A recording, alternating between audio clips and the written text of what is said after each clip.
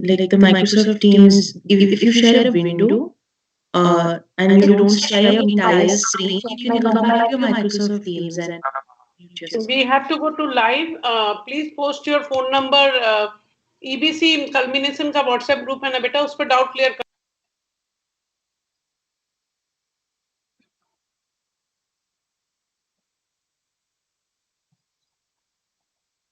Oh, अच्छा, okay. What important to us than sun.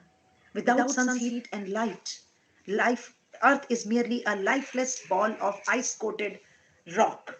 It not only warms our oceans, stirs our atmosphere, generates climate patterns, but also provides energies to the fast-growing plants that gives us food and oxygen so that the life can pertain on this Oh, earth. अच्छा, okay. Let's celebrate the star of ours. Without sun's heat and light, Earth is Namaskar, merely very a good morning. lifeless ball of ice. The sun has been such a wonderful life-giving force to all the resources across the world. I can hear two voices. Without the sun, there would be no resources and perhaps no economy. It is that important life force.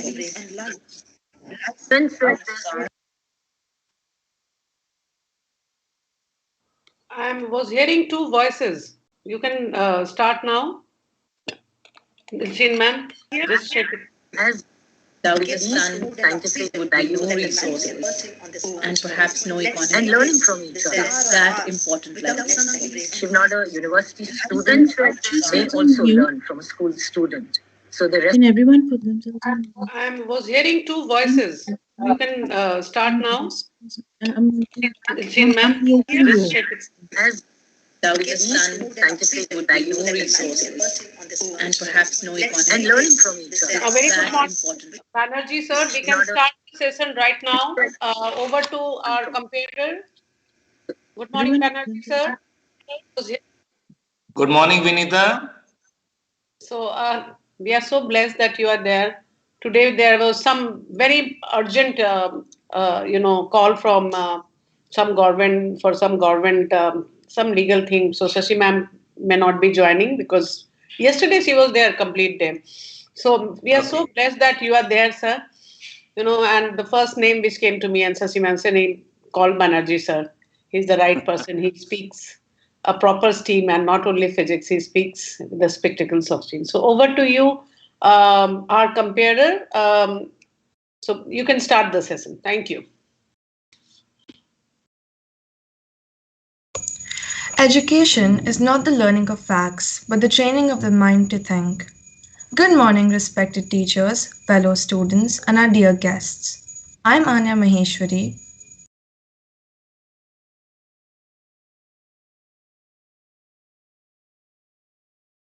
And I am Anvi Iyer. And we're ecstatic to welcome you all to participate and celebrate in the Educational Bootcamp 2021. EBC is a piece of the puzzle of iSTEM education design. It allows students to develop problem-solving, creative, and critical thinking skills, and also gives students meaningful collaborations and hands-on learning experience. EBC is a modern learning design that has led to intellectual growth, participation, and developed skills of our generation, so that they can make the world a better place. Let us brief you about the events taking place today. We have a paper presentation by our 4 finalists, which will be followed by a notable knowledge podcast, Sun, Today and Tomorrow. Finally, the much-awaited event of the day, that is, announcement of the winners. With this, we would like to introduce our guest, Mr. Bishwajit Banerjee.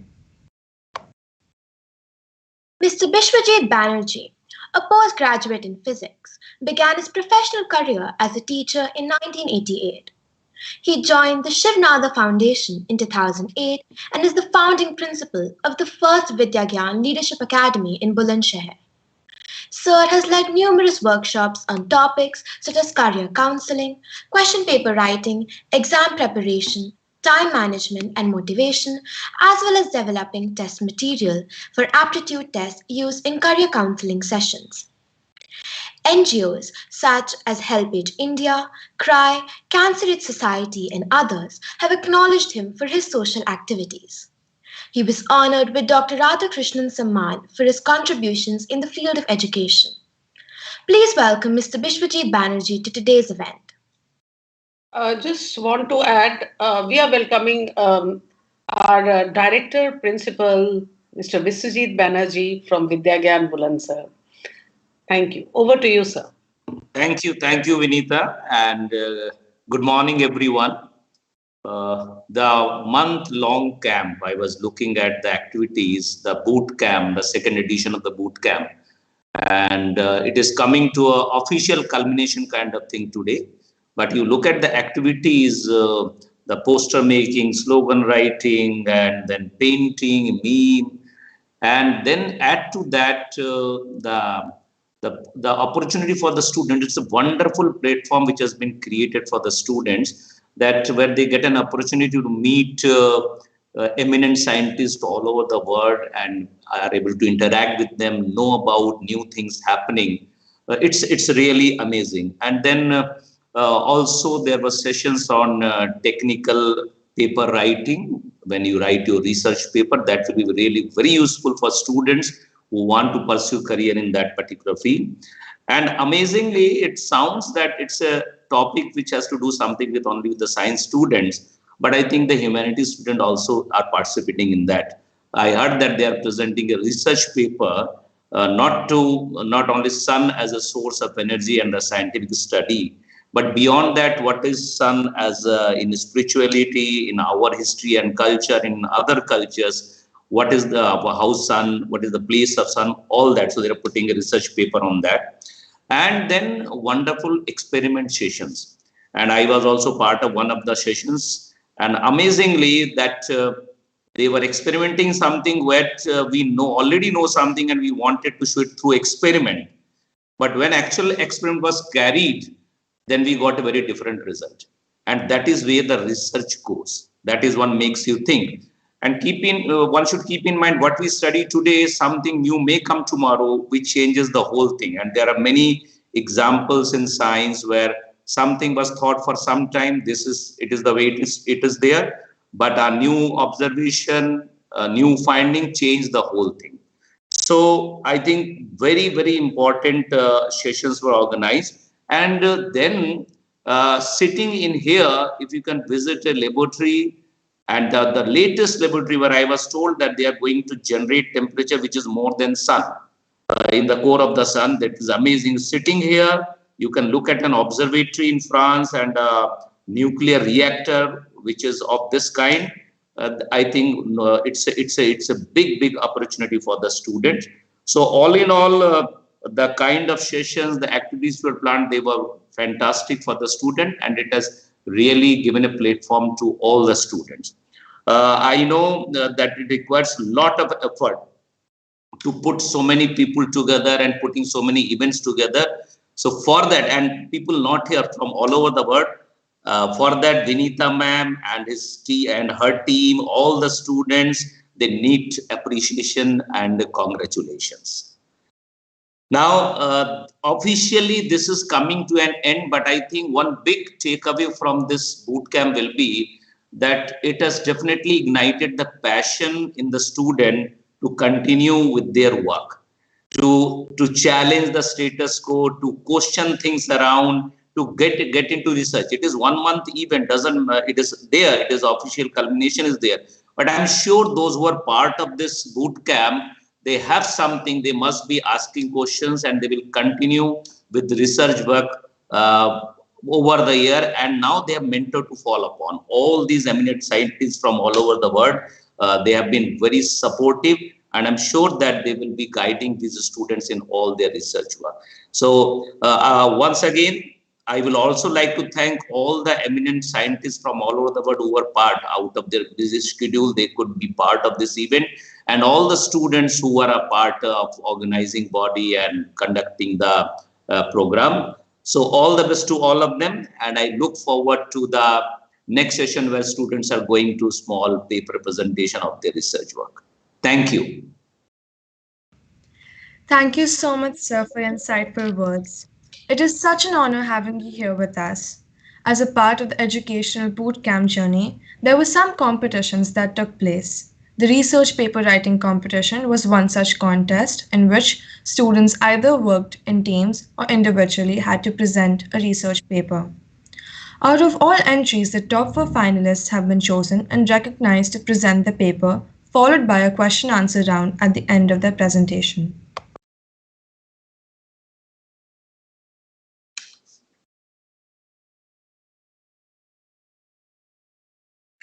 Our four finalists include Team Helios, a team of four students Gaurav, Himanshi, Priyanshi, and Shikha from Vidya School, Bulandshahr. We also have Shreya Ranjan from Shiv Nadar School, Noida, Radhesham Chauhan from Vidya School, Bulandshahr, and Amit Kumar also from Vidya School, Bulandshahr. Congratulations to all the finalists. We will now be beginning with the presentations. Each finalist will have 10 minutes to give their presentation. Team Helios, you now have the floor for 10 minutes. All the best.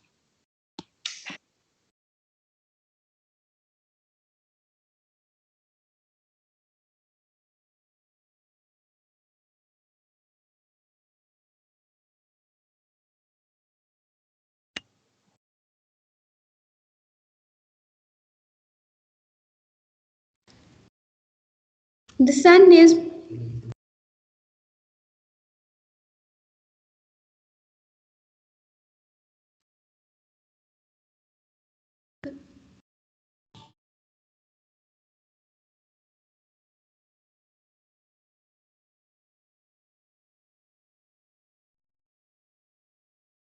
Yeah.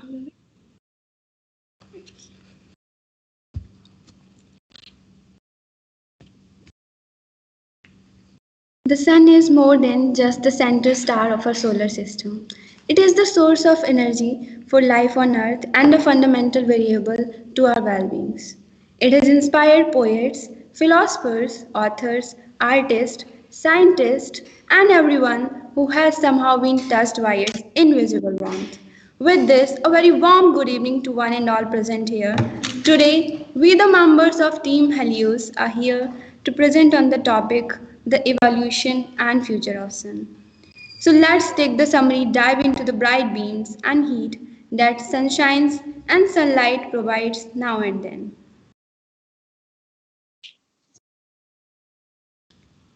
So today we will be briefing about the history of sun and the sun today, and furthermore life cycle of sun, and finally the ultimate fate. And I think you all must have heard some or the other thing about sun, right? So sun has sustained the earth and fascinated humans since the beginning of time. And as our own understanding of physics and space technology has advanced, scientists have researched far for numerous questions about the sun. So let's explore how all it started, how it is going, and how it will end up.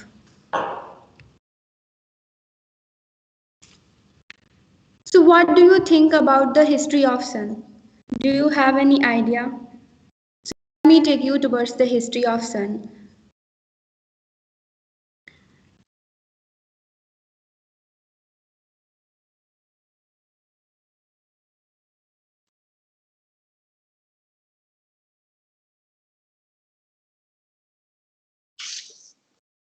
Dear ma'am, sorry for the technical glitches. So let me take you towards the history of sun. And as according to ancient Greek philosophers, sun was personified as handsome god named Helios. Whereas in ancient China, it was believed that there were originally 10 suns, all of whom were the sons of solar goddess Siho. While on the other hand, if we look at it, Egyptian legends, who says that sun was a god, Ra, and a crew of gods sail a boat across the sky every day, then pass through the underworld at night to bring the light to the dead. And if we look at the sun of today,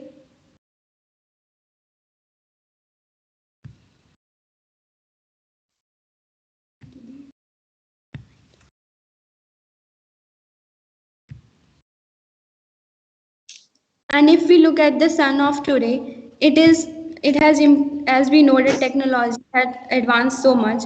So in the 16th century, Polish astronomer Nicholas Copernicus used mathematical and science reasoning to prove that planets rotated around the sun, whereas it was thought other way around, that sun revolved around the planets.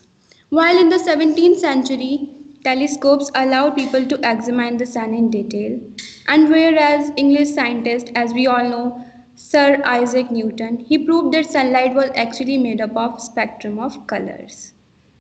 And if we look at the year 1800, infrared and ultraviolet light were discovered to exist just outside the visible spectrum. Whereas in 1868, English astronomer named Joseph Norman Lockyer, he observed bright lines in the photosphere that did not have a wavelength of any known element on Earth. While after 30 years, astronomers concluded that Sun had a hot, pressurized core that was capable of producing massive amounts of energy through nuclear fusion. And what you all know about the sun. So let me introduce about the sun. So sun is not just the ordinary star which is centrally located in the solar system. It is far beyond that, right? Yes. So the sun is 4.5 billion years old star. Oh my god. It's quite a long tenure, right? It is a hot glowing ball of hydrogen and helium at the center of our solar system. It's about 93 million miles, which is 150 million kilometers from Earth. And it's our solar system's only star, one and the only star. It is largest object in our solar system and its diameter is about 8,65,000 miles. 1.5 million kilometers, which is quite a huge number. Its gravity holds the solar system together, keeping everything from biggest planet to the smallest bits of debris in orbits around it. And how the sun was formed, as you can look into the picture, that it is nothing else but the gases of cloud of gases. So the name of this cloud of gases is nothing else but the nebula. So origin of sun was nebula. It was so as the nebula collapsed under its own gravity, it spun faster and flattened into a disk, which we now see as a sun.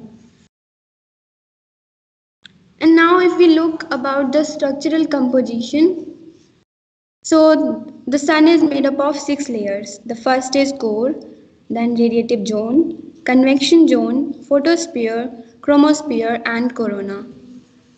So let me explain a bit about the layers of sun. The first one is the core, which is the source of all of its energy. The amount of energy produced is nearly continuous, so we do not see a considerable variation in its brightness now nor the heat that is given off. And whereas if we look about the radiative zone, it is in this zone the transport of energy from the sun's core where it is produced to the regions that surround it can be done by transferring it by radiation. While about the convection zone, the energy that is initially created in the core needs a new transport mechanism to carry on its passage to the sun's surface once it is out of the radiation zone. And while the photosphere, the fourth layer of the sun, it is also named as the apparent surface of the sun. Yes, you heard it right, the apparent surface of the sun. Since the sun is wholly made of gas, there is no solid surface like there is on Earth. Whereas if we look at the fifth layer of the sun, the chromosphere, it is the layer above the photosphere and is thicker than that. With a very low density, it is impossible to observe it without narrowband filters or during a total solar eclipse due to brightness of the photosphere behind it. While the last stage of the sun, which is the corona, last layer of the sun, which is corona, it is the biggest and least dense structure of sun, and it surrounds it, composed of plasma escaping from the sun that reaches 1 lakh Kelvin, but with a density even lower than the chromosphere.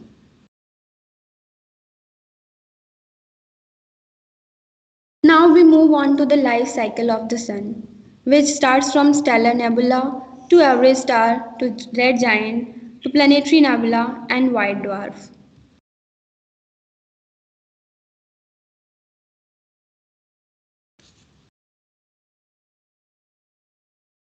And now we look at the relationship of Earth and the Sun.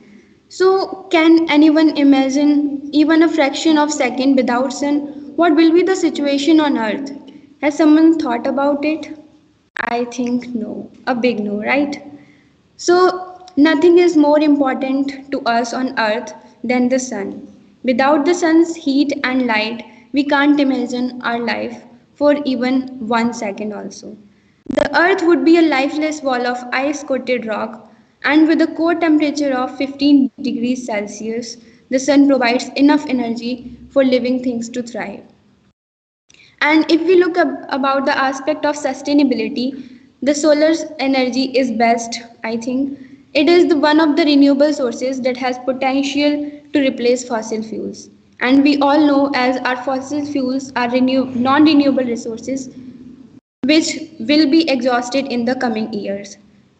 So, in spite of using fossil fuels, we have the alternate system that is of solar energy. The sun drives our planet's water cycle by constantly evaporating water into the atmosphere and returning it as rain, snow, and dew. So, whichever way you look at it, the sun is the central to our existence, a perfectly positioned force. And whereas if we will look at the aspect from healthy aspects of sun, then what are the health benefits of sun? So we have included few of the health benefits of sun, which are promoting a sensation of well-being and improving mood, boosting the immune system, relieving pain, promoting relaxation, helping wounds heal, helping people to feel more alert, reducing depression. So, as we all know that vitamin D is one of the most important source of energy in winters. So we all must take vitamin D. We should take out few minutes. And the ultimate fate of sun, the hydrogen core exhaustion. And according to science, or we if we look from any aspect that every everything does have one or the other end, so is same with the sun. Over the 5 billion years the sun will go from yellow dwarf to red giant. When almost all of its hydrogen in sun's core has been consumed, the core will contract and heat up, increasing the amount of nuclear fusion that takes place. The outer layers of sun will expand from this extra energy, and as sun expands, it will spread its extra energy over a large surface area, and which has an overall cooling effect on the star. And this cooling effect will shift the sun's visible light to a reddish color, a red giant. And what will be the most probable end of sun? So eventually sun's core reaches a temperature of about 100 million on Kelvin scale, almost 100 million degree on Celsius, or 180 million degree on Fahrenheit scale. So the common scientific scale for measuring temperature, when it reaches this temperature, helium will begin fusing to create carbon, a much heavier element, and this will cause intense solar wind and other solar activity, which will eventually throw off entire outer layers of sun, and the red giant phase will be over. Only the sun's carbon core will be left, and as a white dwarf, it will not create or emit any energy. And let's come to the conclusion. Almost every object in the universe has a large set of possibilities as far as what's going to happen to it in the far future. And it's incredibly difficult to determine a single object's fate given the chaotic environment of our corner of cosmos. Our future may not yet be written, but we would be smart to bet on a bright one for trillions of years to come. So The no sun outlast, it's the sunset, but will rise again and bring the dawn. With this thought, I thanks everyone. Thank Thank you. you. That is such an interesting presentation, Team Helios. I would now like to invite the judges to begin with the question answer round. शिखा अपना भी कोई camera on कर ले.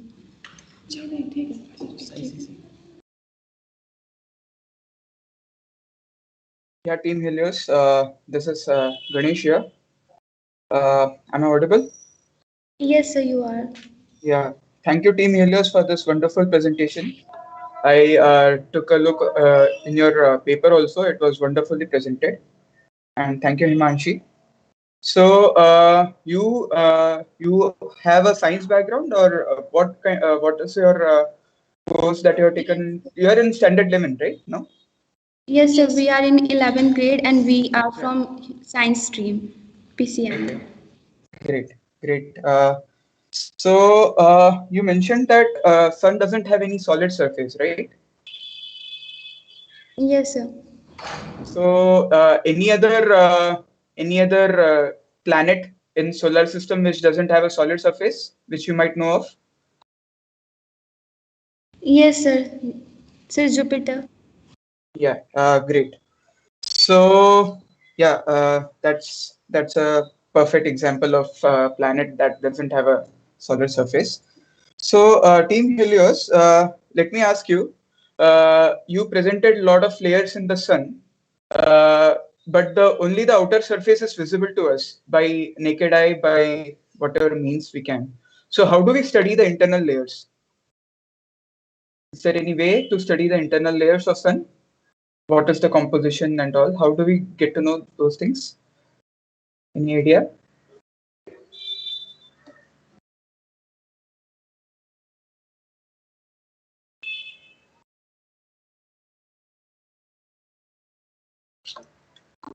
Just as a hint, you mentioned this while you were presenting. So that's a good hint, I guess. Heliosismology. Yeah. Heliosismology. Seismology. Helioseismology. Yes, sir. What does it comprise of? Helioseismology.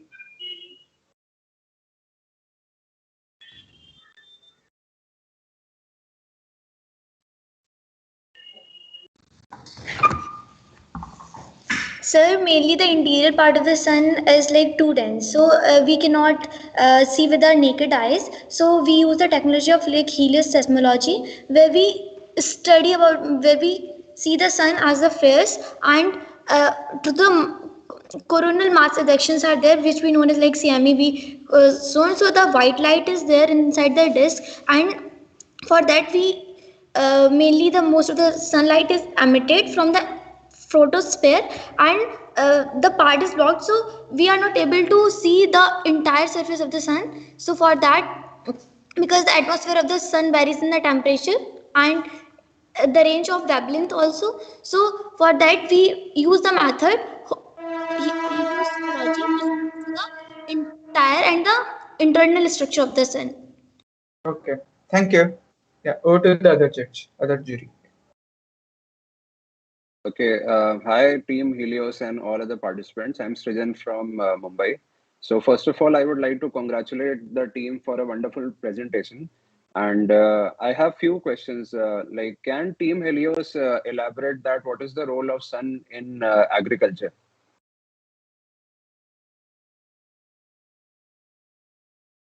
Yes, sir. Sun has very fast role in terms of agriculture. So as we all Mhm. know that for plants growth, so photosynthesis is the process.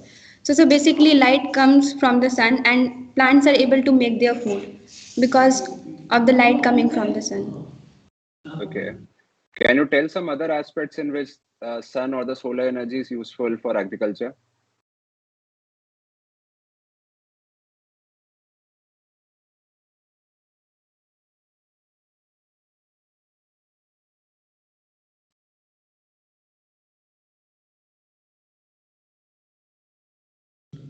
No, sir, no idea. Okay, no problem. Okay, you were talking about the various layers of suns and various phenomena which are associated with the sun. Can you tell me a bit about solar flares?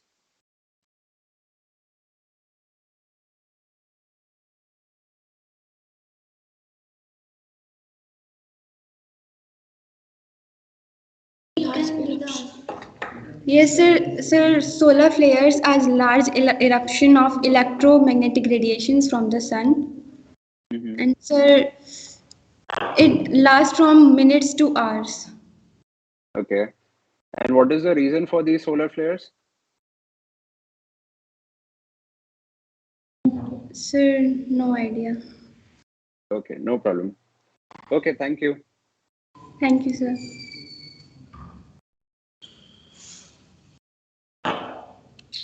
Ganesh, can we move to the next one? Yeah, we can move to the next presentation. Yeah. Okay. Thank you, Team Helios. Now we have Shriya Ranjan from Shiv Nadar School, Noida, to give her presentation.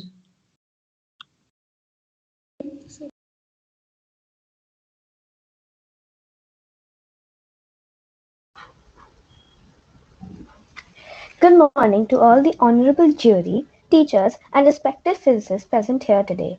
I am Shriya Ranjan from grade 7 Shiv Nadar School, Noida, and I will be presenting my research project on Jantar Mantar and its unique instruments.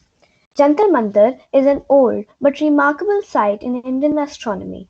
It was built in the 18th century by Maharaja Jai Singh II and, uh, and laid the seeds of astronomy in ancient India.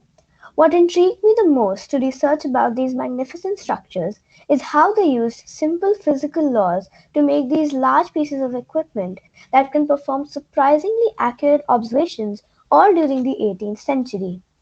After acknowledging the rich and vivid history of Jantar Mantar, UNESCO declared Jaipur's Jantar Mantar as a World Heritage Site in 2010. Originally, 5 observatories were constructed across the span of northern India, but unfortunately, only 4 remain as the Jantar Mantar at Mathura was torn down just before the revolt of 1857. One of the remarkable aspects of Jai Singh's observatories is that each site is distinctly different in size, layout, and style. While the instruments he designed are essentially the same in principle, the versions at different sites vary in size, material, and construction. The first observatory to be constructed was the observatory at Delhi in 1724. The Jaipur Observatory, the most elaborate one, was begun in 1728. The smaller observatories were built in Banaras, Ujjain, and Mathura. All the instruments present at Jantar Mantar are meant to be used for naked eye observations. Now, without further ado, I would like to present a video consolidating my research on this topic.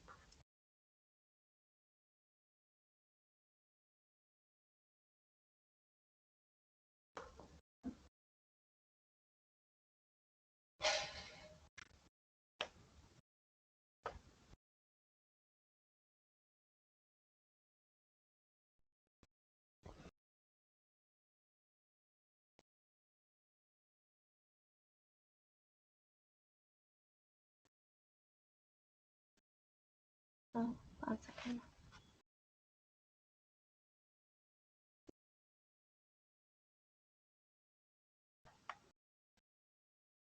An option to share audio. 1 second.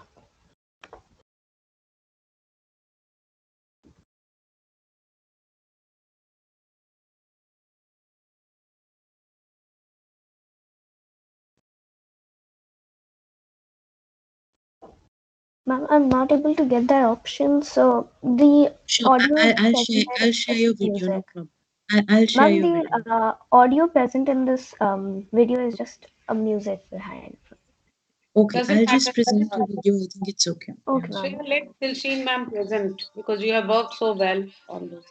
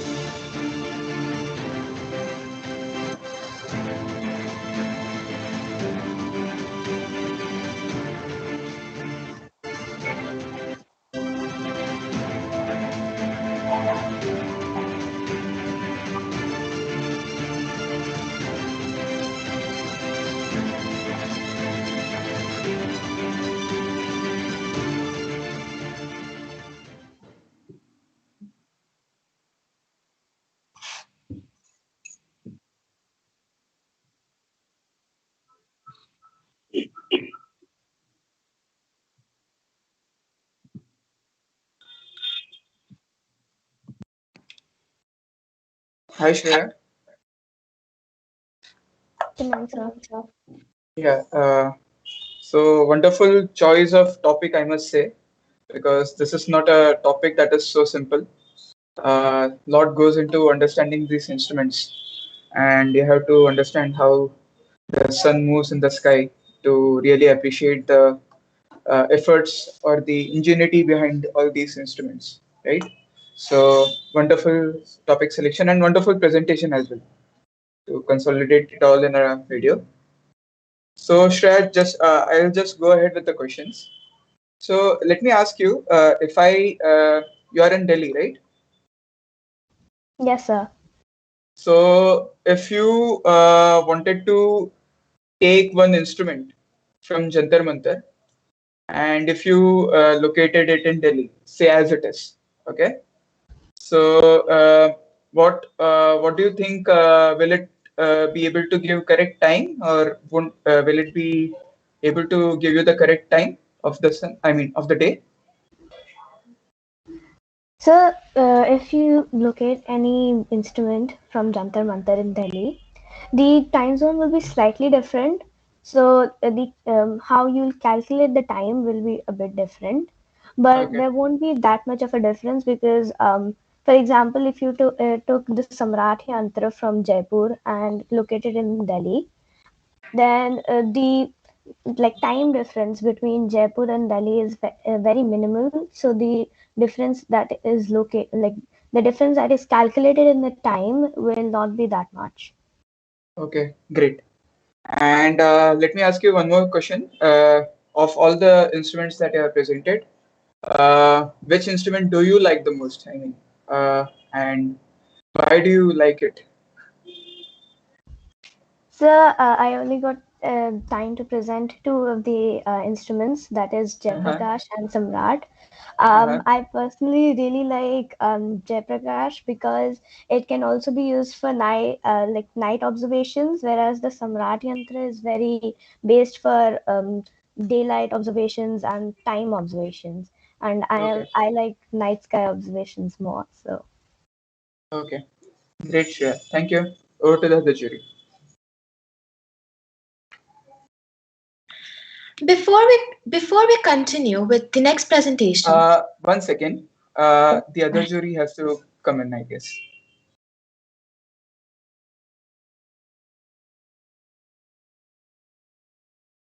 So you're on Srijan, mute. you're on mute. Sorry. Hello. Yeah, hi Shreya. Like Ganesh said that this topic itself is first of all very interesting. So I would like to congratulate you for choosing and able to do justice with this topic. Now, coming to the questions, you mentioned about the time zones. So can you tell a bit that how these time zones are decided, and how many time zones are there in India as such? So I don't remember the dates, but um, like it was decided that longitudes that decide our time zones. So we Mhm. decided that GST, observatory in Greenwich, will be longitude 0, and then from there it goes around the globe. So the longitudes decide our time. So, for example, Indian Standard Time (IST) is Mhm. calculated by adding a few hours to GST according to how much there is a difference between the longitude. So from zero longitude to Indian IST, we calculate the difference in time and then we add that to the GST. Okay. And can you tell me, like, if we are going east to the Greenwich or west to the Greenwich, what difference does it make to the time?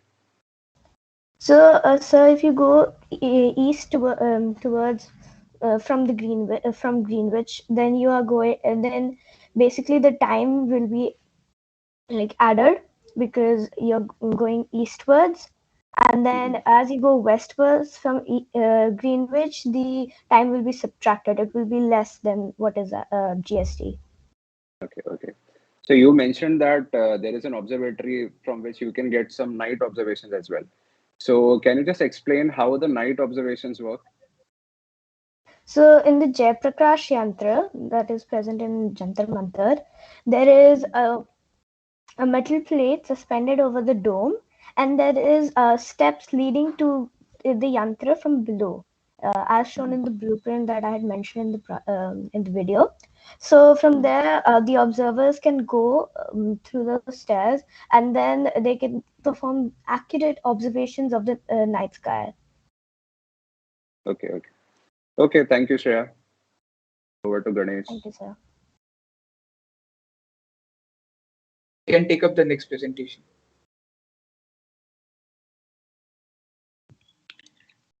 Before we take up next presentation, I would like to give 1 minute to the jury member also, and we would like to know the introduction of jury member. Over to you, Anvi. Ma'am. Ma'am, so before we start with the next presentation, we would like to introduce our judges for today. Mr. Ganesh is currently working as a scientific officer in BARC. He completed his bachelor's and master's degree in mechanical engineering. He had a keen interest in science from early days, prompting him to choose a career where his interest in science and its application can be nurtured. We're so honored to have you, sir. Mr. Sranjan Kumar is currently working as scientific officer in Architectural and Structural Engineering Division of Bhabha Atomic Research Center at Mumbai. He completed his BTech in Civil Engineering from National Institute of Technology, Allahabad. We welcome you today, sir. Thank you. Thank you. It is a matter of pride to have our beloved principal, Ms. Shashi Banerjee, with us today. Ms. Banerjee is the founding principal of Shiv Nadar School, Noida. Firm in the belief that education is an integral part of life, she has always maintained that she is a part of the community of learners who don't teach but rather nurture students who seek and construct learning. Always happy and known for a joyous demeanor, she is much loved and respected by students and teachers alike. We're so glad to have you here with us, ma'am. Thank you, Anvi, and thank you, the whole wonderful celebratory audience here. And the jury members, I extend on behalf of everyone here our appreciation and our gratitude for all that you're doing. And Vinita, each day is an unfolding of so much more in terms of possibilities, in terms of learning, in terms of this whole journey from here to eternity almost when we are looking at the sun. So I want to thank everyone here, every student. I mean, the youngest ones to those who are into deeper and more extended and specialized areas of learning. The interdisciplinary approach to this whole thing and the transdisciplinary aspect, I would really love to hear, as I did even in the past whole month, so many poems written on the sun. Whereas when I saw Helios doing such intricate mathematical, scientific kind of, study on the sun, I would like to congratulate all of you. I think, yes, we have culled out the best projects, but to everyone who attempted a research paper, Vinita, do convey our thanks, and to all of you, our eminent jury members, on behalf of all of us here, thank you very much for giving us your time and for giving our students such a platform where you are giving them the feedback. I think it makes a world of difference to them. Thank you, Vinita. Bahut dhanyawad. Thank you. Yeah. Ma'am, just want to add 2 lines more because the other school also presented like Sanskriti, Prodha International. There are many competitions, and yes, they have won prizes which will be unveiled in a few minutes. But they also give. So many thanks on behalf of you to these schools also. Thank you. Absolutely, absolutely. The fact that this is a learning platform beyond all boundaries of any one school, to have created that space, it's almost like the sun itself. So don't let it fade away. I'm very scared. To the scientist here, Dr. Ghosh said, what is the alternative? Even if it is 5,000 many years away. So over to you. Great questions. Thank you. Over to Anvi. And yeah. Yes. Now, moving on to our next presentation, we have Radheshan Chauhan from Vidya School, Bulandshahr, to give his presentation. All the best.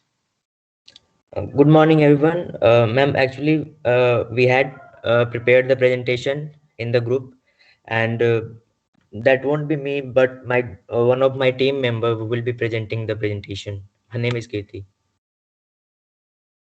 Over to you, Kirti. Yes, thank you, Radheshyam. You people are requested to please pin the video.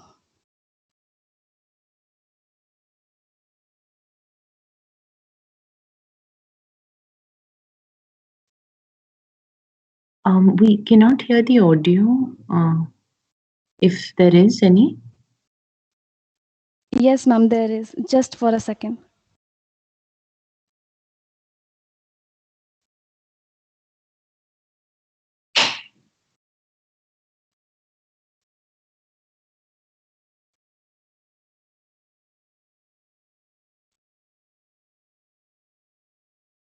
If you could put the link, the YouTube link in the chat box, I'll play it. Just for a second. It's just some technical glitches, and we just continue in a minute.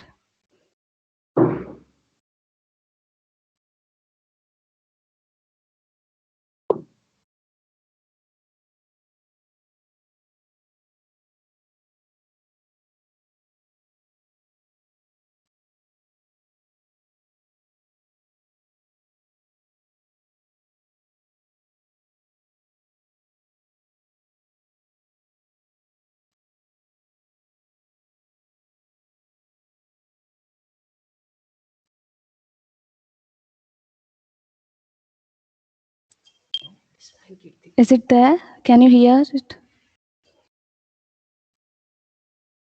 Excuse me, ma'am. Can you say that whether you can? We cannot hear the audio, but if you could just paste this link in the chat box, it would be great. I'll share screen for you. Oh, okay, ma'am. Just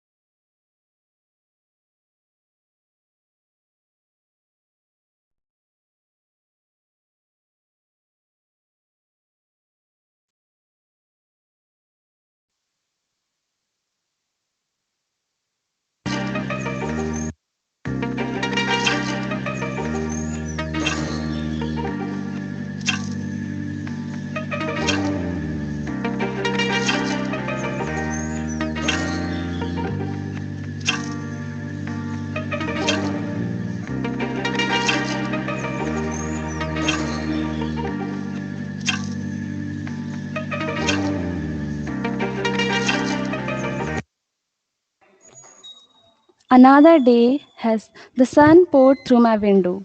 Another day has come, bringing with it new hopes and aspirations. And today I am sharing all of this with you. When talking about sun, we think of heat, power, life, energy. As the saying goes, home is where the heart is. Let me take you to my heart, sun.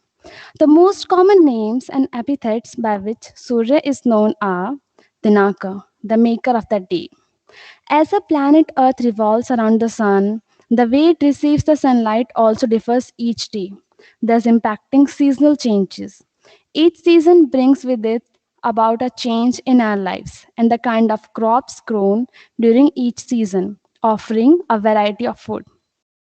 Each season let us experience life in a new way every day. Bhaskara, the creator of light. Vivasvat, the radiant one, also called as Mihira. He who waters the earth, because he draws the moisture from the seas so that the clouds are formed, finally falling back to earth, hence completing the cycle. Good morning, everyone. I am Kirti of Vidya School, and I am here to present the historic significance of sun prevailing in our epics. The world is full of religious texts and epics. in which our Vedas and sacred books of different religion are prominent, and let us see what they tell us about sun, the ultimate. Modern science also certifies that the entire biosphere is sustained by the sun, and it is the main driving force for the entire life support system of the earth. It will be pertinent to examine how sun was viewed in ancient Vedic literature. So, let us get back to our main topic and let us see how do we know about sun. What are the main sources that tell us about sun? Rig Veda. Surya first appears in literature in Rig Veda, oldest of the Vedas, sacred texts, and composed between 1500 and 1000 BC. The bringer of the sun, Surya, was thought to ride his chariot across the sky and defeat the demons of darkness, and one who empowers knowledge, resources, and all living matters. This makes the sun the king of sky, the light giver, and the generator of the universe. When the wheel of sun's chariot is year and 12 spokes of the wheels are months. As per another epic, Ramayana, Yuddhakand, Lord Rama was taught the Aditya Radhyam Shrot before his war against Ravan. The Srot was composed in Anushruta Chandra in praise of Lord Surya, who is described as the embodiment of all gods and origin of everything in the nature. So the story goes Surya, the preceding deity of our sun, also known as Aditya, due to his being the son of Aditi, who is worshipped as the sustainer of the life on earth. During the final war between Ram and Ravan in the Ramayana, Ram has used all his kind of weapons and missiles against Ravan, but in vain. The overlord of Rakshasas seems invincible. Ram, currently a normal human being because he did not had much power as Lord Vishnu, is tormented by fatigue, both mentally and physically. He glances at his army who is ready for the battle, and worry crosses his brow. In this gripping scenario, that the whole of this hymn is recited. At this junction, as the gods look from the sky, the sage Agastya appears in front of Ram, and with the aim of regenerating Ram and hastening the outcome of the battle, teaches this prayer to Lord Surya. Disappears soon afterwards. Ram perceives this prayer from Agastya, the Surya one, and becomes energized upon reciting it. He lifts his bow and prepares for the final confrontation. Thus, the poet of Ramayana, with his impeccable style, ends the chapter where the Aditya Hridaya Strutam is contained to proceed afresh and with the deciding battle of the tale. Mahabharat, the another epic of Indians, I mean Hindu.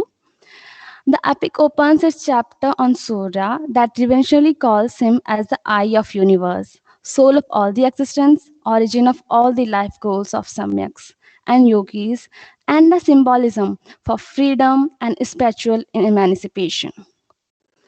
Whereas Atharved depicts the mention of many ailments which can be cured by the rays of rising sun. Purans like the Matsya Puran says Arogyam Bhaskara di Chat. Sun is the giver of good health. Some of them are headache, earache, anemia, diseases of head, blindness, and all kind of body pain, stiffness of body joints. All types of fever, jaundice, disease of stomach, and many skin-related diseases. The Atharved further says that the living in the rays of sun is similar to the living in the world of medicines. The Rig Veda also gives the same recommendation and certifies that the rays of sun prolong the life of an individual. This is the reason why Vedas prescribe worship of the rising sun by facing east at the time of sunrise. The ray of sun falling directly on the chest is highly beneficial. In ancient India, rishis were able to live without food since they absorbed energy directly from sun rays. And even the modern sciences have declared these properties as true, as The sun worship in the early morning promotes the absorption of vitamin D and calcium into the body, which is especially beneficial for women. Moreover, the body and mind of sun worshippers is ideally suited for the illusion of cosmic solar energy. In ancient India, rishis were able to live without food since they absorbed energy directly from the sun rays. When you offer water to sun, the sunlight splits into 7 rays of rainbow like a prism, fragmenting a ray of light into 7 colors. When the person offering water looks through that stream of flowing water over the edges of the container, these dispersed lights enter their body and balances 7 color of body. In Hinduism, water can only be offered to the sun at dawn and dusk. Seeing the sun through the falling water droplets, which split the sunlight into 7 colors, is very beneficial for eyes. Practiced regularly over years, this ritual strengthens the eyesight. People who do this for years have less probability of wearing glasses. Bible, the sacred book of Christianity, it has quite a bit to say about sun worship. It is believed that the sun was responsible for bringing about each day change and warmth to the earth. Sun worship was also prevalent in the ancient Egyptian and Babylonian civilizations.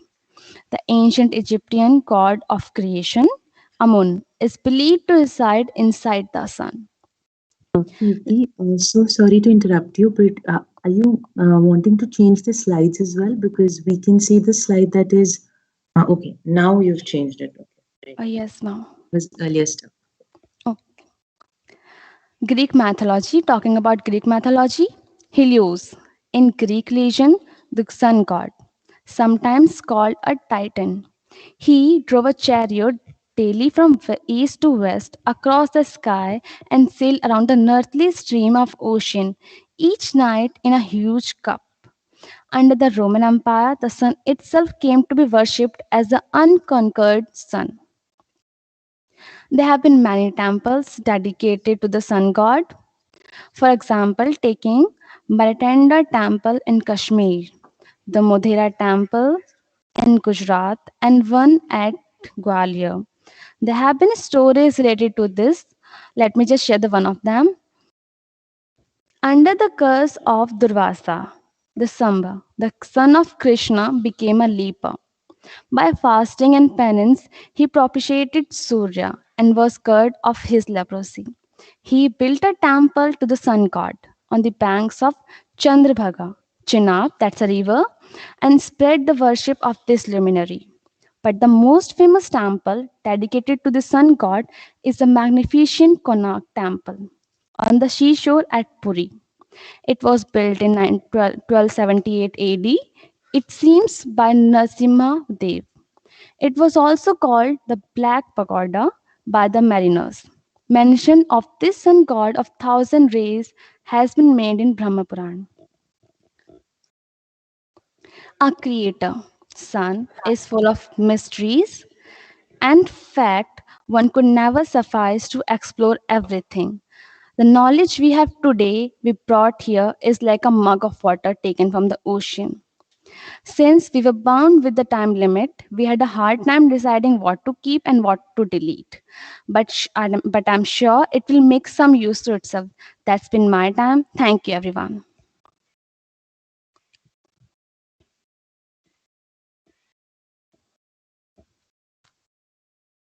Thank you.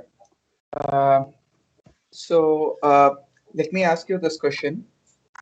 So you have presented a lot of ways in which people used to worship sun, right?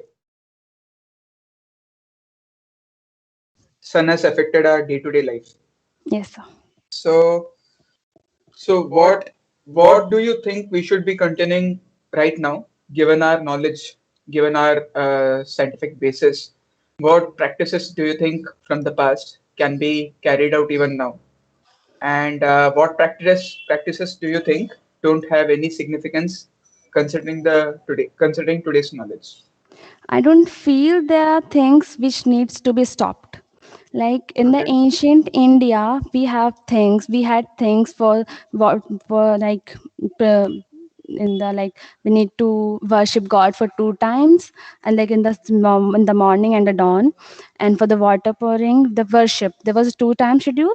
So it's basically that, as I have mentioned in my PPT, and as my presentation, that this has helped with the eyesight and the calcium and the vitamin D.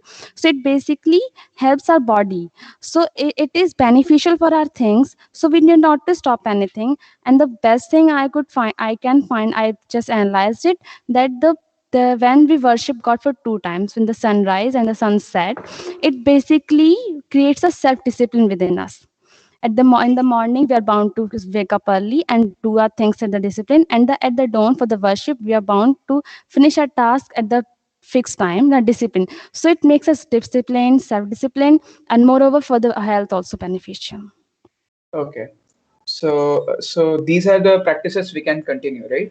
Yes, sir. And you think all the practices that were followed in the past we can continue without any substantial issues, right? Yes, sir. Yeah. So one more thing. So based on sun, we have a lot of festivals that we celebrate in India. Yes, sir. So any festival that comes to your mind Yes, sir. based on just sun's position? Yeah. There's a Chhat, I think. I mean, Yeah. there's Chhat for Bhojpuri. Yeah. They celebrate the Yeah. sun. It's for 3 days, and basically it's for the main God. I mean, sun. Okay. So do you know about Makar Sankranti? Yes, sir. So do you know when we celebrate it? In the January, 14th of January. Yeah.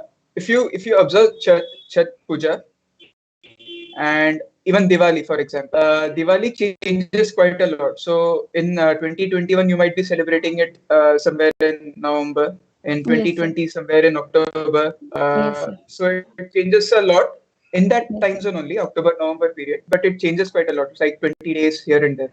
But if you see Makar Sankranti, it is generally 14 February or 14 Jan or 15 Jan. Generally, that is the Yes, sir. only date we celebrate Makar Sankranti. Why do you Yes, sir. think that is the case?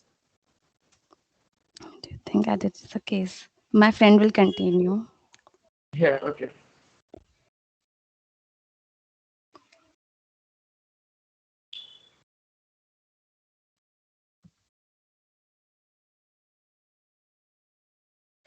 The Makar Sankranti is celebrated only on 14th or 15th Jan, because I think I'm not pretty sure about it, but there is something related with the position of sun. I mean, position of Earth with respect to sun, which is as Earth revolves around the sun.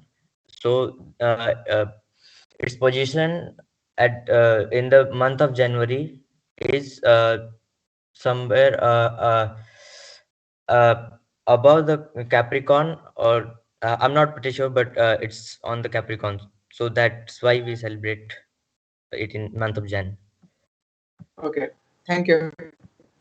Over to the next jury. Thank you. Thank you for your presentation.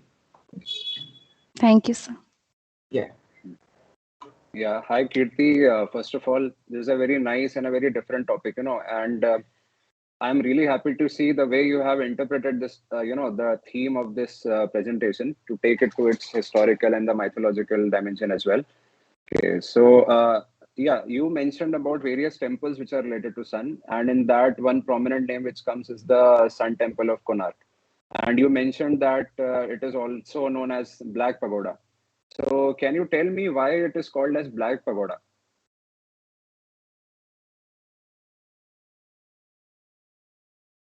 You are not audible actually.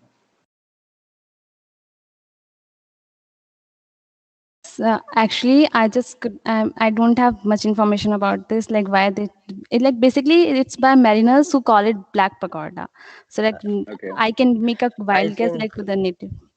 I think it's due to its color. I mean, the temple is dark in color. That's why we call it Black Pagoda. Okay. The wild guesses. Actually, the actual answer is a combination of both what you are telling and Kirti is telling. So it's nice. Okay. Yeah.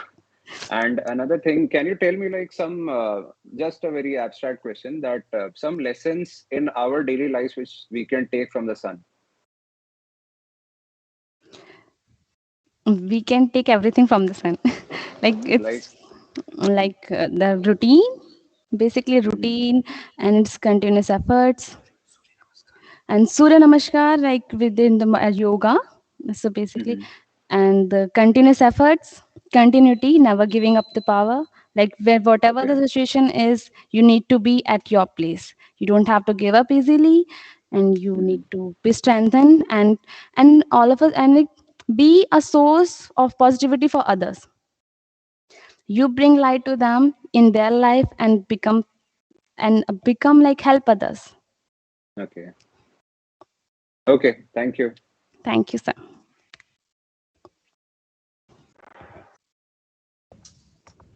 Our last presentation is by Amit Kumar, another student from Vidya Gyan School, Bulandshahr. You have the floor for 10 minutes.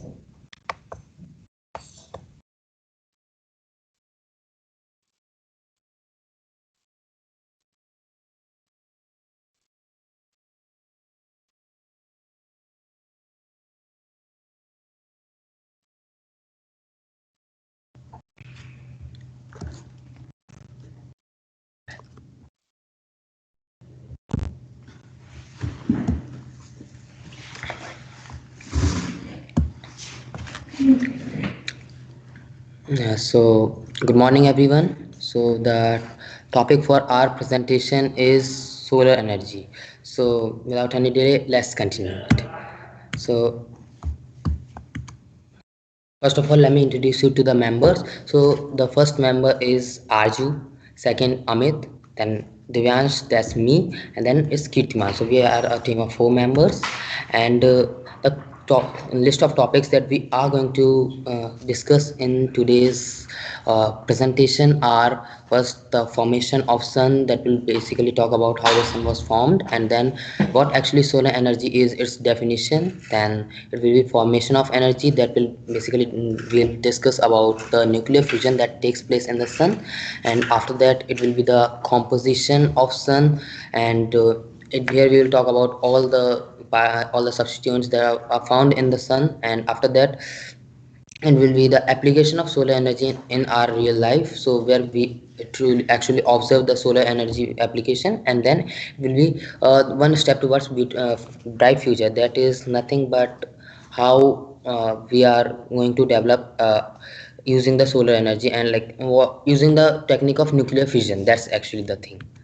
Then for first topic is formation of sun.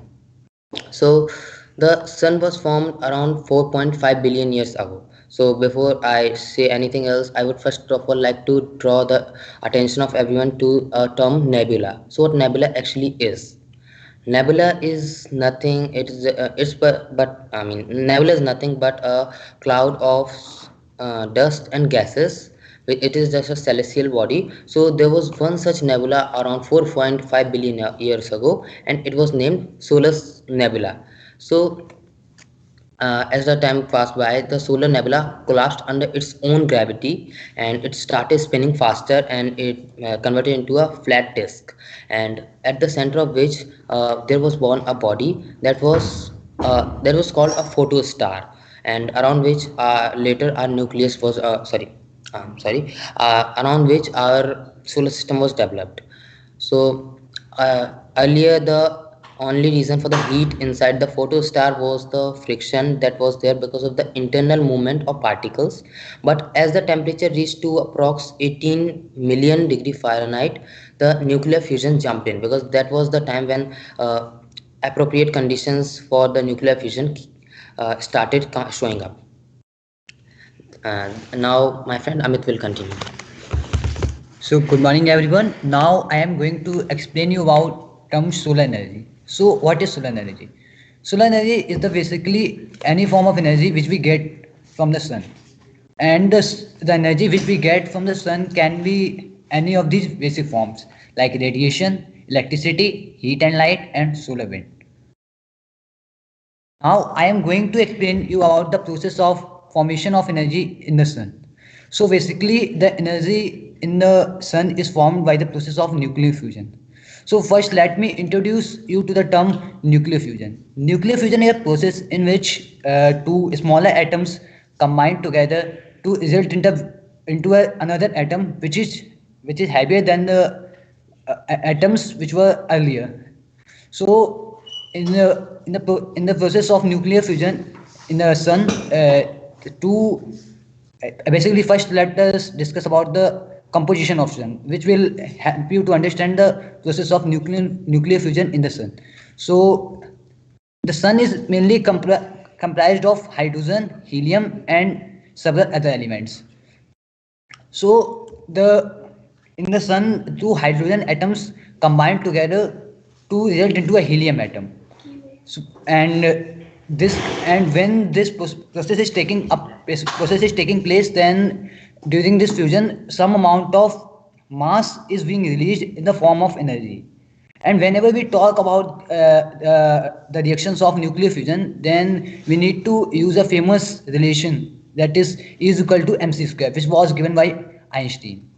So basically, what happens during the nuclear fusion in the sun is that the two hydrogen atoms come together and they combine together. So during this combination, a small amount of energy is being released. As you can also see in the slide that the two atoms are coming together and a small neutron is being released. That is the mass which is being released, and it is finally converted into the energy. So the main question is that how these atoms are coming together, because it is not easier to bring the nucleus of two different atoms together and fuse them. So we require a huge amount of energy in this process. And the nucleus of hydrogen consists of only one proton. So one proton and one proton are going to come together. They are going to repel each other as they are having the same charge, positive charge. So for the combination, we require huge energy. So this energy they get from the temperature of the sun. So basically, the temperature of sun provides these atoms of hydrogen with a huge amount of energy, which helps in their collision, and which finally results into the process of nuclear fusion. So now let us discuss about the benefits and applications of solar energy. So here I am going to describe the working of solar panel and how solar panel is helpful in our daily life. Nowadays, solar panel is used to fulfill our need of fulfill our need very little amount of energy. As we can see, the small shops are using for just lighting a single lamp, or we can single tube light and other things. So basically, what solar panel does is that it captures the sun's energy in the form of it converts the sun's light energy into the chemical energy. So basically, the energy from the sun is responsible for the movement of electrons inside the solar panel. The movement of electrons causes the completion of flow of current in the circuit. Now my friend Kitiman will continue. So I'll explain you about photosynthesis. Photosynthesis is the process by which plants make their own food using carbon dioxide and oxygen in presence of sunlight and chlorophyll. Here, the sunlight energy is converted into chemical energy, which helps in splitting of water molecules into hydrogen and oxygen, and the oxygen is very essential for we, the human beings. Now my friend Arzu will continue. So vitamin D. Vitamin D is required not for just our bones, but for our overall health. It acts as immunity booster. The main source of vitamin D is sunlight. The amount of vitamin D we get from sunlight depends upon the exposure in sunlight. So we can't get vitamin D before 8 a.m. and after 3 p.m. What is it? My friend Divyansh will continue. Now my friend Divyansh will continue. Divyansh, come here.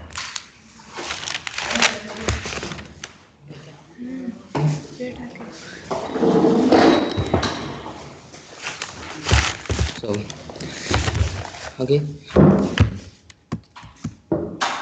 So our next topic is one step towards the bright future.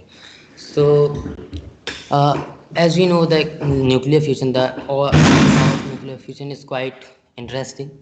So many scientists are fascinated by the process of nuclear fusion, and they are uh, trying to develop various theories and models that can mimic the energy formation of sun. So as we I hope you all have heard of the movie Iron Man. So in that is a sci-fi movie where an arc reactor was synthesized. A device called arc reactor was uh, invented by the protagonist to synthesize energy. So in the model, the working of the model was that electrons were removed from the hydrogen and hydrogen atoms, and then those the all those ions created the ion plasma. There was all those protons created an ion plasma, which was later used to ionize the palladium core present inside it. This process helped in radiation of various like in ejection of various radiation, whose collision later resulted in formation of energy. So interestingly, similar model is being created by the engineers at Massachusetts Institute of Technology to electrify the city of Boston. If successful, this will lead to a great developmental step in human life. Sorry. And apart from the also, if I talk about more about the model of MIT, uh, the model they are making, so it will be called as arc fusion reactor. And in the arc fusion reactor, the working is that they will use a tokamak reactor, that is a magnetic confinement, in which plasma ion plasma will be contained will be there, and which will be the tokamak reactor will be used to what do you say control to produce a controlled electromagnet thermonuclear fusion power. So that's all. And at last I would like to conclude that everything that comes with a boon also comes with a bane. So even if we are able to synthesize the energy, the biggest challenge will be to use it judiciously. So that's all. Thank you everyone, hope you enjoyed.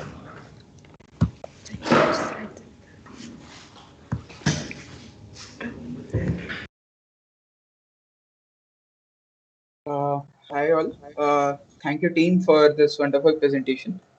You have captured all the aspects with respect to the technology, I guess, of how Yes. to harness solar power.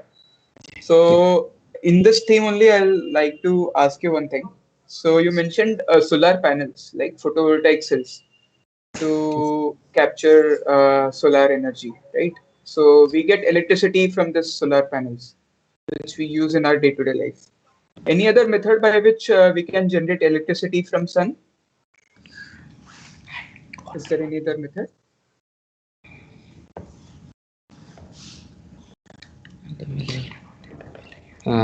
Sir, we'll research about it. Actually, we have no idea now. Okay, okay, thank you.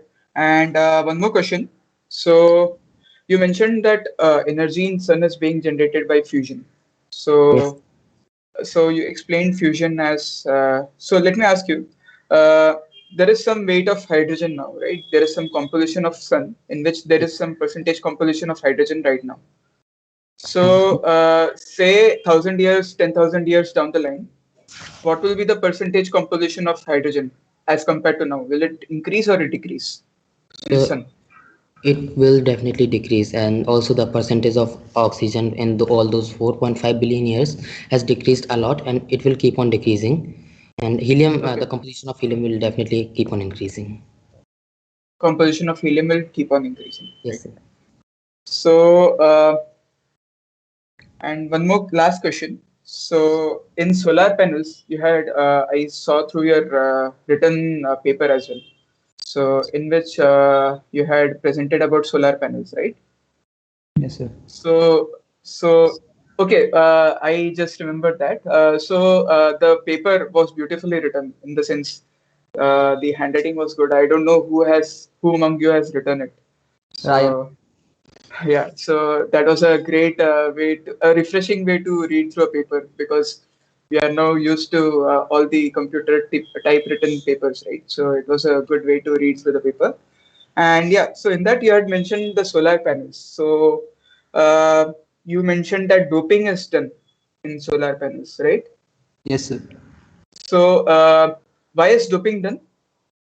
So actually, the silicon silicon has so actually the main motive to do doping is that to complete the octet of silicon metal.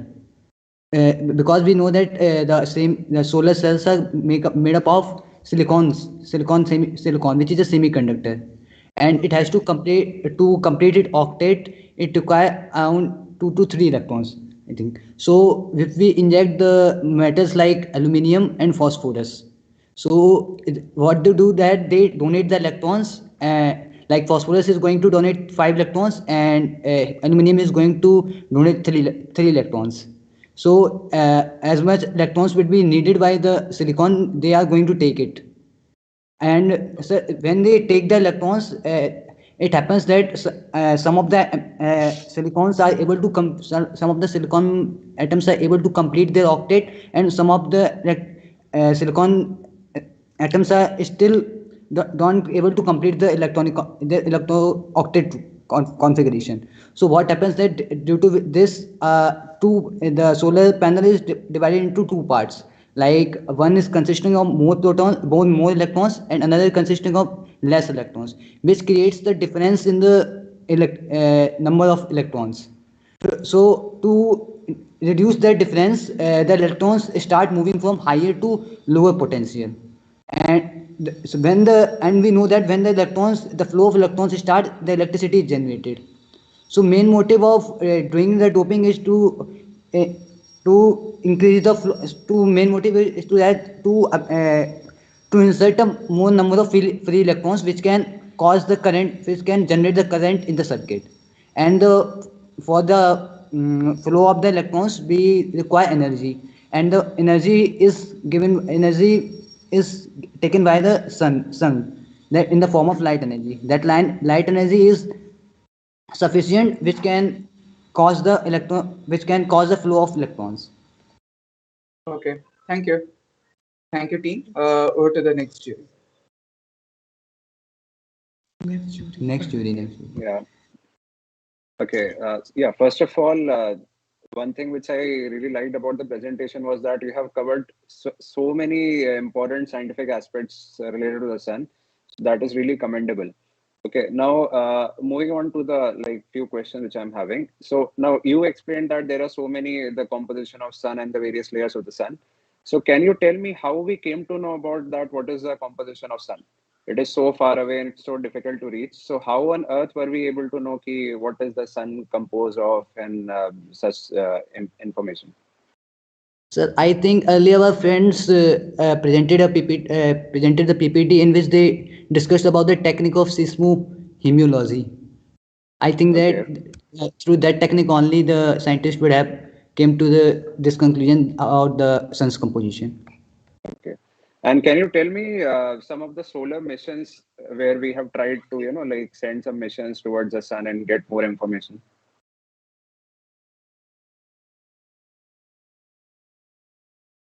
Even Sir, India is trying to, yeah. I once came across a a YouTube video where it was that NASA is trying to reach the sun. It will like send a spacecraft that will touch the layer of the sun and come back.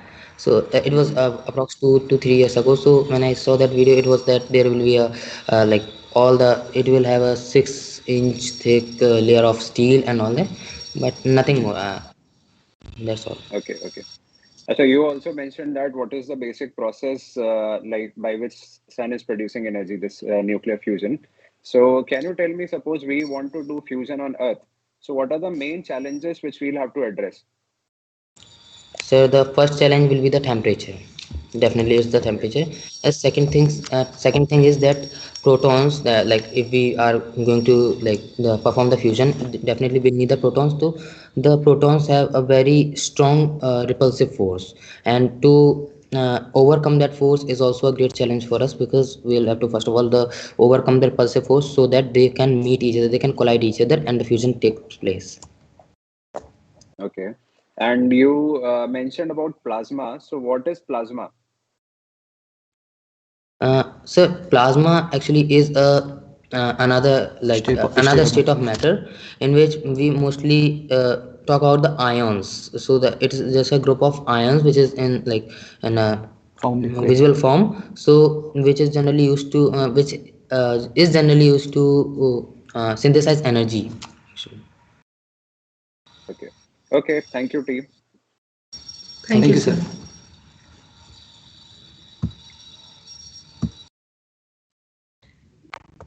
Thank you so much for all your presentation. A bright sun gives us the robust energy that keeps us running throughout the day. The mesmerizing beauty of sunrise allows us to appreciate nature, and the vibrant sunset soothes our soul and calms our mind. Throughout human history, numerous cultures have held the sun in high regard. The Hindu religion considers the sun to be a god. Many ancient cultures consider the sun to be a solar deity or other supernatural entity.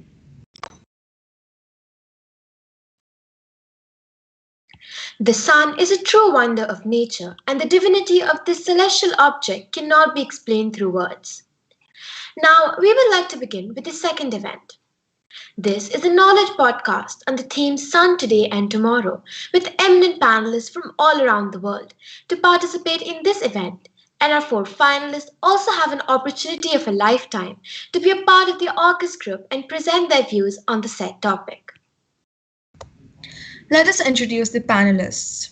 We have with us Mr. Srijan Kumar, working as Scientific Officer in the Architectural and Structural Engineering Division of Bhabha Atomic Research Center at Mumbai. He completed his B.Tech in Civil Engineering from National Institute of Technology, Allahabad. He was selected for the 56th batch of BARC Training School in Mumbai. After the training, he joined Architectural and Structural Engineering Division of BARC in Mumbai and also completed his M.Tech from HBNI. He is working for the structural planning and design of various nuclear and non-nuclear facilities of BARC at different sites in India. We welcome you, sir. Thank you. Our next panelist is Mr. Yannick Bogdel. Mr. Bogdel is presently working as a quality engineer at ITER, France. He has also worked at the leading nuclear majors like Areva and Framatome, extending his expertise in the area of non-destructive testing techniques. He holds dual master degrees in chemistry and environmental science. We welcome you, sir, and apologies for any incorrect pronunciation. Next, we have Ms. Flor Bogdal. Ms. Flor Bogdal is a psychologist specializing in development of children and adolescents, and more particularly everything related to neurodevelopment disorders, learning disorders, attention disorders, and mental retardation. After 10 practices in schools and universities, she has recently been working as a private practitioner where she offers screening and evaluation of neurodevelopment disorders and cognitive remediation, while also working in a care service for deaf children as a psychologist in cognitive rehabilitation. It is an honor to have you here with us, ma'am. Our next panelist is Dr. Shrishti Gautam. Dr. Gautam is the Assistant Professor of LPTU, Phagwara, Punjab, and has a PhD in biotech. Her research interest is diatom algae. We're so honored to have you here with us, ma'am. We also have Mr. Minambika Menon with us today. Ms. Menon, the head of Senior School, Shiv Nadar School, strives to create and monitor policies that promote a safe learning environment that encourages open communication between teachers, students, and community. A trailblazer with a clear vision, eloquent communicator, a visionary with a laser-like focus on the quality of instruction in the school, a dynamic leader who inspires teachers and students alike to achieve their potential. Such are the qualities of Miss Men. We're so glad to have you here with us, ma'am. Thank you so much, children. Thank you so much. We're all familiar with Dr. Nitendra Singh. Dr. Singh is the founder and president of IYNS. A nuclear engineer by profession, he's fond of traveling, photography, hiking, and also passionate about cooking. His research interests include nuclear safety design, reactor thermal hydraulics, and nuclear severe accidents. In addition, he's an avid speaker and a science communicator par excellence, as we have all witnessed. Thank you all for joining us. Let us now begin with the podcast. I hand over the proceedings now to Dr. Nitendra Singh, the moderator for the podcast. Good morning, everyone. There is some technical glitch. So Dr. Nitendra is not able to join. We'll wait for 2 minutes. By the time, if you can display the video of Kabir made on Surya, the first video what we displayed. Come on. Dilshin ma'am, we'll take 2-3 minutes. I am just on call with Dr. Nitendra.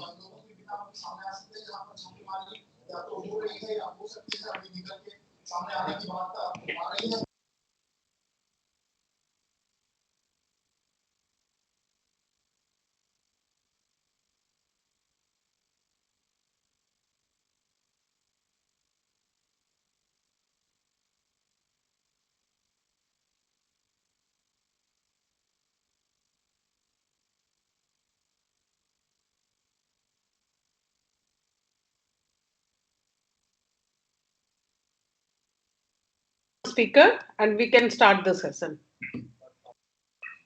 Sure. So there is some technical glitch. Sorry to interrupt. So what I've done, I've kept mobile on speaker, and Dr. Nitendra is right here. As he is moderator, he has to start the session. So salute to his dedication. He just got married 2 days back, and he's here with us. There is, Minambika, the day one session when he was 3 hours with us, that day was his marriage in evening. I asked him to postpone it. He said no. He came to India and family decided to marry, and this was the day. So Congratulations, Nitendra ji. With us, Minambika ma'am. Congratulations, Nitendra ji. This is some dedication, passion. Thank you so much. Thank you, everyone. Very good morning to everyone. And sorry for this connection issue. We are still resolving it. Firstly, I welcome all of you. It's a pleasure to be here on the conclusive day of boot camp. I'm quite excited to see all the performances students have done and the topic they have taken on. So, as you all know, this knowledge podcast is basically the discussion on what we have understood so far. We all have been studying sun from the different aspect of topics in their own fashion. So today we are going to discuss what we have learned so far, not in detailed history, but what we have learned and understood in past 1 month. And as we all have seen, we have discussed a lot about sun in a very different fashion. We discussed about philosophy, we discussed about mythology, we discussed, of course, the astronomy and the energy aspect of it. So today's session is basically to discuss in detail how we are going to study. And before we go further, today only I got to know that NASA's recent Bhaskara probe has reached really close to the sun, really close. And it's studying the technicalities of it, the complexities involved with it, and how the surface temperature is more than 10 degrees Celsius on the corona surface, and just a few thousand miles away, just 6,000 degrees Celsius. So how this difference is coming, all sort of thing the Bhaskara probe is going to study. So for me, it's a very fascinating topic, and we have all the panelists here. We have already seen. I welcome all the panelists here to give their views and have a fruitful discussion. So the floor is open to all the students and the panelists. I'll ask the Vinita ma'am to please take care from here, and I'll join. I'm trying to join. Was he audible, panelist? Okay. So can we have videos on? May I request Srijan and Mr. Srijan and Miss Floor? Thank you so much. What a lovely morning to see you all on in the morning session. And thank you, Srishti. So, the students get excited when they see your faces. So, I know there is some problem at Niten's end. He is not able to connect. He's trying though. And Samyak is also trying. So, the moment he connects, he will be here. But all those who are in the panel discussion, thanks a lot for switching on videos. And for those who cannot switch on because of some technical glitch, it is okay. So Nitendra has already started the discussion, and basically he's a moderator. I'm just helping him out. He would like to listen from you all. The floor is open. That what about the NASA present announcement about this thing which came and which is very much in news. Over to you, floor. Thank you. Vinita, may I? Yes, ma'am. Okay. So that was very exciting for me also, Nitendra, to read about it. Like, touching the corona of sun, the temperature is around some 6,500 degree, order of some 6,500 degrees. And how to, sustain that kind of temperature. So I read that the probe is at a speed of 5 lakh kilometer per hour. So it just enters and it just, come out in a jiffy so that the heat related damage is not done. And they are studying about the magnetic force waves. Where do they originate? So this experiment was done in April 2021, I think, and they were making it sure that everything they have gathered is correct. So that is why now they are sharing this information. So very exciting indeed. And what good time, what an apt time for the news to come out when we were discussing sun, isn't it? Yes. Thank you. Yes, that's very true, Minambika ma'am. And what a lovely panelist we have. The panel. One thing, if I may add. Yes, sir. If I may add, ma'am, this was also the question by one of the students in day one. Like, how do we basically measure the temperature of sun, or can we measure? So this is how we actually do things. So for the sun, we are sending the probe as near as possible with different diagnostic probes available. And on the planet, we do the similar thing at ITER. You might have already seen it yesterday, because we are creating the temperature 50 times than the temperature of the core of the sun at the ITER. So we are doing the same thing to measure all this temperature and related aspects at ITER as well. So that's how both the informations are quite interesting and challenging, because what we learn at sun, we can use it here, or what we learn here, we can use it for the study of the sun. Likewise. That's so interesting. That's so interesting. Nitendra and Minambika ma'am, it's very interesting. And I think we should explore it more with all our campuses, and why not other schools get engaged in this type of sessions. May I request to announce the winner of the project, because they have to share stage with you all in panel. So the jury member, may I request you to announce the winner of the project? The part one technical paper presentation. Over to you, Srijan and Ganesh sir. Yeah. Hello, Ganesh. I can see Nitendra on screen. Should I switch off the mobile, Nitendra? Yes, ma'am. Now I am. Thank you. Thank you. Thanks a lot, dear. Yeah. Over to you, Ganesh sir. We are waiting, because this particular winner have to share stage with you all and be part of the panel discussion. See, winning and losing is one thing. We salute to all four team who have reached here. We also salute to all those who actually submitted their paper. So this is no, there's no winner or loser. We all are learning, and we all are, every day we are adding something new or other in our knowledge. Thank you, Ganesh sir. Over to you. Yeah, ma'am. So actually, if you take a look at the final scoring sheet, the difference is in decimals actually, because Can you let me yeah. So let me tell you, the students were, I mean, we were quite amazed at the level of knowledge these teams displayed, and the confidence with which they were able to answer all our questions we posed at them. So and there was very little difference because we evaluated them on two. Let us just briefly share our methodology by which we evaluated them, so that it can be transparent. So they submitted a paper, written paper, and the team submitted a written paper, and they were evaluated based on that. The teams were also evaluated based on how well they could communicate with us and with the audience in general, and the ability with which they were able to answer the questions posed to them. So with keeping all these things in mind, so I'll come to the fourth place team first. So the fourth place team is the team led by Amit Kumar from Vidyagyan Bulandshahr. So a hearty congratulations to them. That they are the team placed fourth.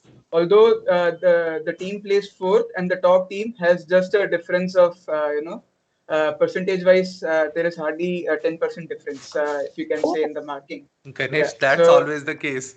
That's yeah. always the So case. the It's I would say it is the examination for us rather than for students. Yeah, exactly. That's what I and Srijan were discussing. So the span of the teams is just 10%. So from the bottommost place to the topmost place. So hearty congratulations to all. And so the team placed fourth is Vidyagyan Bulandshahr. I must congratulate them based on how well they were able to present the ways by which solar energy could be harnessed and the way ahead, because all we know, as we all know, solar energy is one of the key components of energy we must depend on going ahead for sustainable development. So, so the fourth place team is Vidyagyan Bulandshahr, led by Amit Kumar, and the third place team. Uh, sorry. I'm really sorry. This is the third place team. So I'm announcing the top three winners. Sorry. Yeah. So this is the third place team. The second place team is SNS Noida. One second. This I don't know which school it is. Okay, this is also Vidyagyan Bulandshahr. So Vidyagyan Bulandshahr, led by Team Helios, are the second place team, if I'm looking at it correctly. Samyak, you may comment because I think I have shared the results with you. I don't know if I'm correct, but this is Team Helios. This is Team Helios, that I'm sure of. So that is Vidyagyan Bulandshahr again. So a wonderful presentation by them as well. And the top placed team is SNS Noida, led by Shreya Ranjan. I mean, I guess she was the only presenter, I guess. So Shreya impressed both me and Srijan with the depth of her knowledge in the topic she had chosen. So I guess that was the tipping point for Shreya, which tipped the scales in her favor. So hearty congratulations to all the three. So over to the host. So thank you, sir, and thanks to all four finalists. See that the decimal points difference between the rank. It means you all are winner. For me, for us, you all are winner. But as a protocol, and the way we look at that, some winner has to share the floor with the scientist in the panel discussion. May we have honor of Miss Shreya to be one of the panelists, Shreya from grade 7 Noida, to be one of the panelists in this session. Shreya, will you please switch on your video? We would like to see you and discuss whatever questions or whatever discussion happened in this morning session. Shreya Ranjan. Yes, ma'am. Thank you. Congratulations, Shreya. Very well done. Thank you, ma'am. Thank you, sir. Thank you to the jury. So over to you, Dr. Nitendra. You can start your moderation. You can continue your moderation rather. And thanks, Mr. Yannick and Miss Floor to be on screen. Thanks a lot. Yeah. And welcome to our family, Miss Singh. My connection is still very bad, so I decided to join from the shared screen now. So Okay. congratulations all the team members and the winners. So we can start our journey of panel discussion, Nitin. Yes, ma'am. So I welcome all the panelists here first. We have Minambika ma'am. It's a known face to all of you. We have Yannick and Floor here, I can see. Yannick is from Ether. He is a very talented man. We have Floor. She is the psychologist, and we decided to have her here with us for the discussion. Welcome, Yannick and Floor and Minamika, ma'am. We have Srijan with us. He is the scientist at BARC, and I want to tell you the different aspect. Like many people think all the scientists are same from same field. If you're working in nuclear, then you have to be nuclear scientist and things like that. But Srijan is a civil engineer.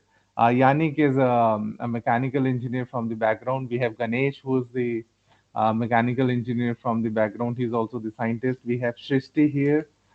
She is the biotech scientist, and she is joining with us. So today we are going to discuss a different aspect of sun and how they are very well interconnected, even being from the different field. So that's what the observation we have to do, and we have done so far in past 1 month. So let's open the floor for the discussion, and my comments are like this. As we were discussing about the Parker probe, it's not the one aspect which we can take sun as the astronomical body, but if you see, the sun is a very young body in terms of astronomy, and whatever we are living in that sort of time span, if you see, we are pretty young compared to what we have around. So in that case, we have read lot many reports and studies like sun will be there for these many years and things will keep on changing. But that is one aspect, and if we see it in comparison to our lifespan span, it seems pretty big. So it's an interesting phenomena relative to each other's timeline, and that's where the complexity arises. But if we compare it with the current situation of climate change, the timeline seems pretty much more interesting because the climate change says within 100 years many things will be changing, or I would say in 50 years itself. So how the different phenomena from the sun are affecting or modifying our day-to-day life is what the topic of discussion is today. So I'll welcome Yannick to open the floor, working at Ether and creating the sun at the planet. How you think will be affecting our day-to-day lives? Yannick, over to you. Hello, good morning, everybody. So you're surprising me to start the discussion, isn't it? That's what it is. So first, just basically, we are happy to be here. Thank you for the invitation. So for us, it's 7 in the morning, so in France, but we are close from heater here. We have the energy from heater for you tomorrow this morning. So, Nitanla, please, because for us the connection is not very good. Can you repeat, please, your question more Yeah, clearly? Is a little cut with us. sure. The So connection. basically, you are working at Ether. So we Yeah. know we are creating a small sun at the planet. So how do you feel about it, and how will you comment the different studies related to sun will affect each other's day-to-day life? Yeah, but before working at ITER, I was working in the if I can say usual nuclear power plant that we call fission. So the nuclear power plant located in France and Europe. And for me, I'm very happy to be on ITER. It's a kind of symbol. I leave the fission to go to the fusion. So maybe how can I say? The fusion it can be it's what happening at ITER actually. It's a fusion of nationality between India, Europe, Korea, Japan, and this kind of picture. It's maybe one of the best picture I like on this project. For the, if I can say, for the human part. And after the technical part, if I can go on this way, with Nitendla, we are working in the same system, in the same section. And maybe for me, one of the big challenge, we already spoke about the magnetic field or other topic, but one of the biggest challenge, and and also it's a challenge with a lot of country, with Japan, Korea, Europe, China. It's the production of tritium. So this is one of the big challenge, and we are working on this system with Nitendla. So yes, for me, I can open the panel with that. This picture of the fusion of the humanity and this project to replicate the sun, and the fusion to one of the big challenge, the production of the tritium on ITER. And this is my point of view today. Thanks, Yannick. This is one of the aspect as well. We when we discuss about ether, we mainly talk about fusion of nuclei. We generally don't discuss about the fusion of people, but that's how it is. Great, thanks, Yannick. That's one of the aspect of sun, and I'll like to invite. You have rightly mentioned, Yannick. Earlier you were working in fusion. Now you're working in fusion. You understand both side of the coin, of the same coin, I would say. uh, I'll take Srijan on it. How do you feel about it, working in fission industry and now talking about sun and things like that? And what are the challenges you feel we may face in near future in that sense? Over Yeah. to you, Okay. Srijan. Actually, yeah, Nitendra, actually, see, generally when we talk about sun, so, like fusion is something which directly comes to our mind because that is directly the phenomena which is happening in the sun. But if we look at other forms of energy, like, directly we are trying to harness solar energy and wind energy or whatever major forms of energy. So everything is directly related to the sun itself. And in fact, if you see the Indian government's approach also, since the past few years, we have like formed this International Solar Alliance, which is kind of the first international body which is like stationed in India. So even the government of India is trying, a lot in this field to harness the solar energy because, as we know, India and other such developing countries, they are having the ever increasing, appetite for energy, and we have very limited resources of energy in India. We are trying to harness whatever is available. So we actually need to, and then secondly, the point comes regarding the the harmful effects of the conventional sources of energy. So from there, the demand of solar is rising day by day.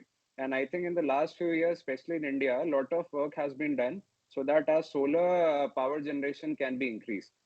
So that is what I feel regarding. So it is not just about fission or fusion. There are so many other aspects of energy where sun is directly coming into picture. Completely agree with you. If you define it in energy sense, then of course whatever we are having on the planet is because of sun Yeah, only. And the solar aspect you have rightly mentioned. Recently, US also joined the International Solar Alliance. It was one of yeah. 101st country after the COP26. So indeed, it is, and we have people who are working in those areas as well. But I would like to invite Minambika ma'am to add a different aspect of sun in terms of biology and how related to human system, how it is affecting to our day-to-day lives, ma'am. Thank you, Nitendra. I will try to share the biological aspect which I understand. So I agree with Srijan, and I'm so glad that I live in India, and India is a country which is blessed with sunlight throughout the year. And so harnessing solar energy, wind energy, hydro energy, which is like sun is the ultimate source of energy, and we can harness it in any which form in India. And so rightly pointed out by Srijan that India is more and more contributing more and more towards that. The biological aspect, we all depend on sun. Like I personally, I'm like Jadoo of that film. Yeah, I'm a winter-born child, so I love sun. I want sun for my energy. Dhoop. So for people from France, dhoop is sunlight. So we need that sunshine right in the morning. I love monsoons, but then after 1 or 2 days of cloudy weather, I yearn for sun. So all of us are dependent on sun, and sun adds to that brightness in our lives. And our body cycle is it works around sun. Like early morning you get up, and then as the sun goes down in the evening, you know that your day is ended, and now you don't have anything else to do in this dark night. Now, though, we have other forms of lights which are making us work throughout night also, like all call centers work towards night. We have become more global citizens. So America, when it wakes up, we are almost in our midnight. So that way we have disturbed. I would say the people who are working in call centers are working with um, uh, the other side of the hemisphere. People with the other side, people who are in the other side of the hemisphere, they have slightly disturbed rhythm. I'm not. Sorry if I'm. Uh, some may object to me, but even our youngsters, they would not agree with me. Like my own son won't agree with me. He would say that at night I get more energy to study, or it's quiet and there's no disturbance. But I am an early riser, so I've always um, found it very easy to get up early, 5:30. That is 5:30 to 7:30 is the time when I can work the most. Yeah. Then after that, my energy slowly, as the sun fades into the western horizon, my energy also goes down. So that's the biological part, which I'm a physics teacher. I cannot say that I don't know the biology, but yeah, that is what with great conviction I can say. And psychological part also, as I told you, dhoop is what I want. Dhoop is so many people who want, and if the sun is shining bright, we also, today it's very sunny over here in Delhi, so that's why we are also very bright. And I hope I could share something. I made some sense. Thank you, Nitendra. Thank you, ma'am. Thank you. You have rightly mentioned people these days are like that, and if you count me in, then it's very difficult to keep in line with the sun. Here, I'll invite Flor to comment on the psychology part. Flor, this is always Yeah. an interesting thing to me. When I was in Norway, it was very difficult for me because even at the midnight, the sun was outside. So it affects. Like for me, it was fascinating because I was there for a short time. But how do you feel it affects the psychology of a human or the child or the people who are in such situations where the Yeah. effect of sun can be accounted for? Thank Yeah. you. Uh, Hi, everyone. Um, about children, I don't have related studies or papers in literature, but I can talk about adults, uh, people I met during in my life, or having conversation with them or after having read some papers in the literature. But we have how to say it is said in a general way that the sun have an impact on our mood, on our way of being, and studies show that about through the change of season. There's a syndrome which is called I don't know the word in English, but affective depression season. I don't know if you see. Yeah. And you have some people who are very sensitive about the change, and because the day is shorter, more especially in north of France.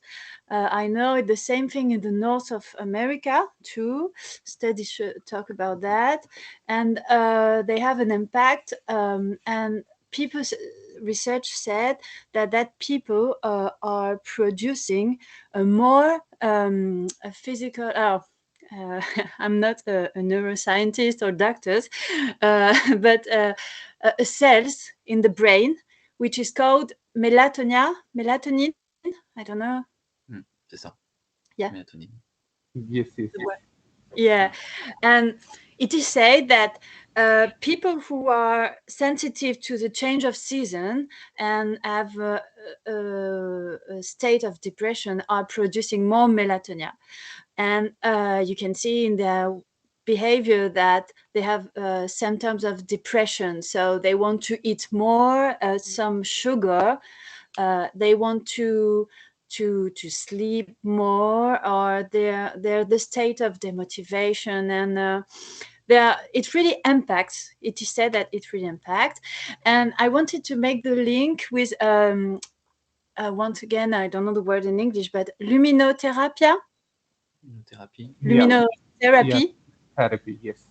The therapy of yeah, it's a lot of use in that kind of syndrome, in complement with some medicines, and it is said that it had an impact, a really, really, really impact, and it's a good complement with medicine. So some studies show that you have so they people are in exposed 20 minutes per day with a lamp on their retina,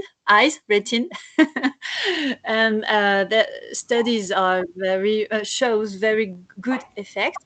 And to join Minambinka, yeah. sorry, I'm sorry.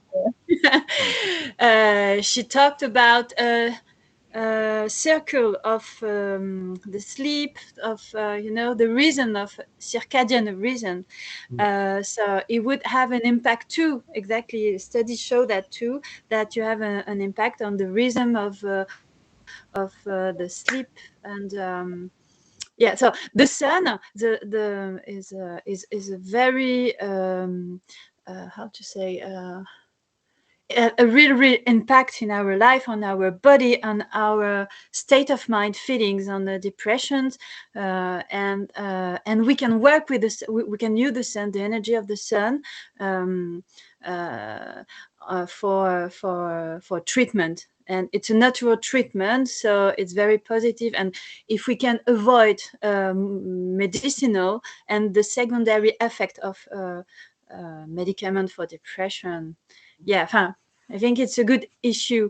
It's not the solution which works perfectly, but it is one of the way of tools for being better. So the sun really, really impact on our brain. And so you have a syndrome called affective depression season. So doctors recognize it. It's not in medical books like DSM, where you have all the psychiatric pathologies in, but they know it. They recognize it like a real syndrome for people who are sensitive to the change of season. I hope I'm clear. So, Yeah, thank you, Lord. Thank you so much. In fact, you have already mentioned it in a very different aspect. And that's why when the summer season comes, people from Paris goes down to our places in French Riviera. May I, yes. Good. can I have, Nitendra, may I? Yes, Yeah, ma'am. Vinita, go ahead. no, Ambika ma'am, first you go ahead, then I would like to listen from Shreya, whether she is night rider or the morning rider.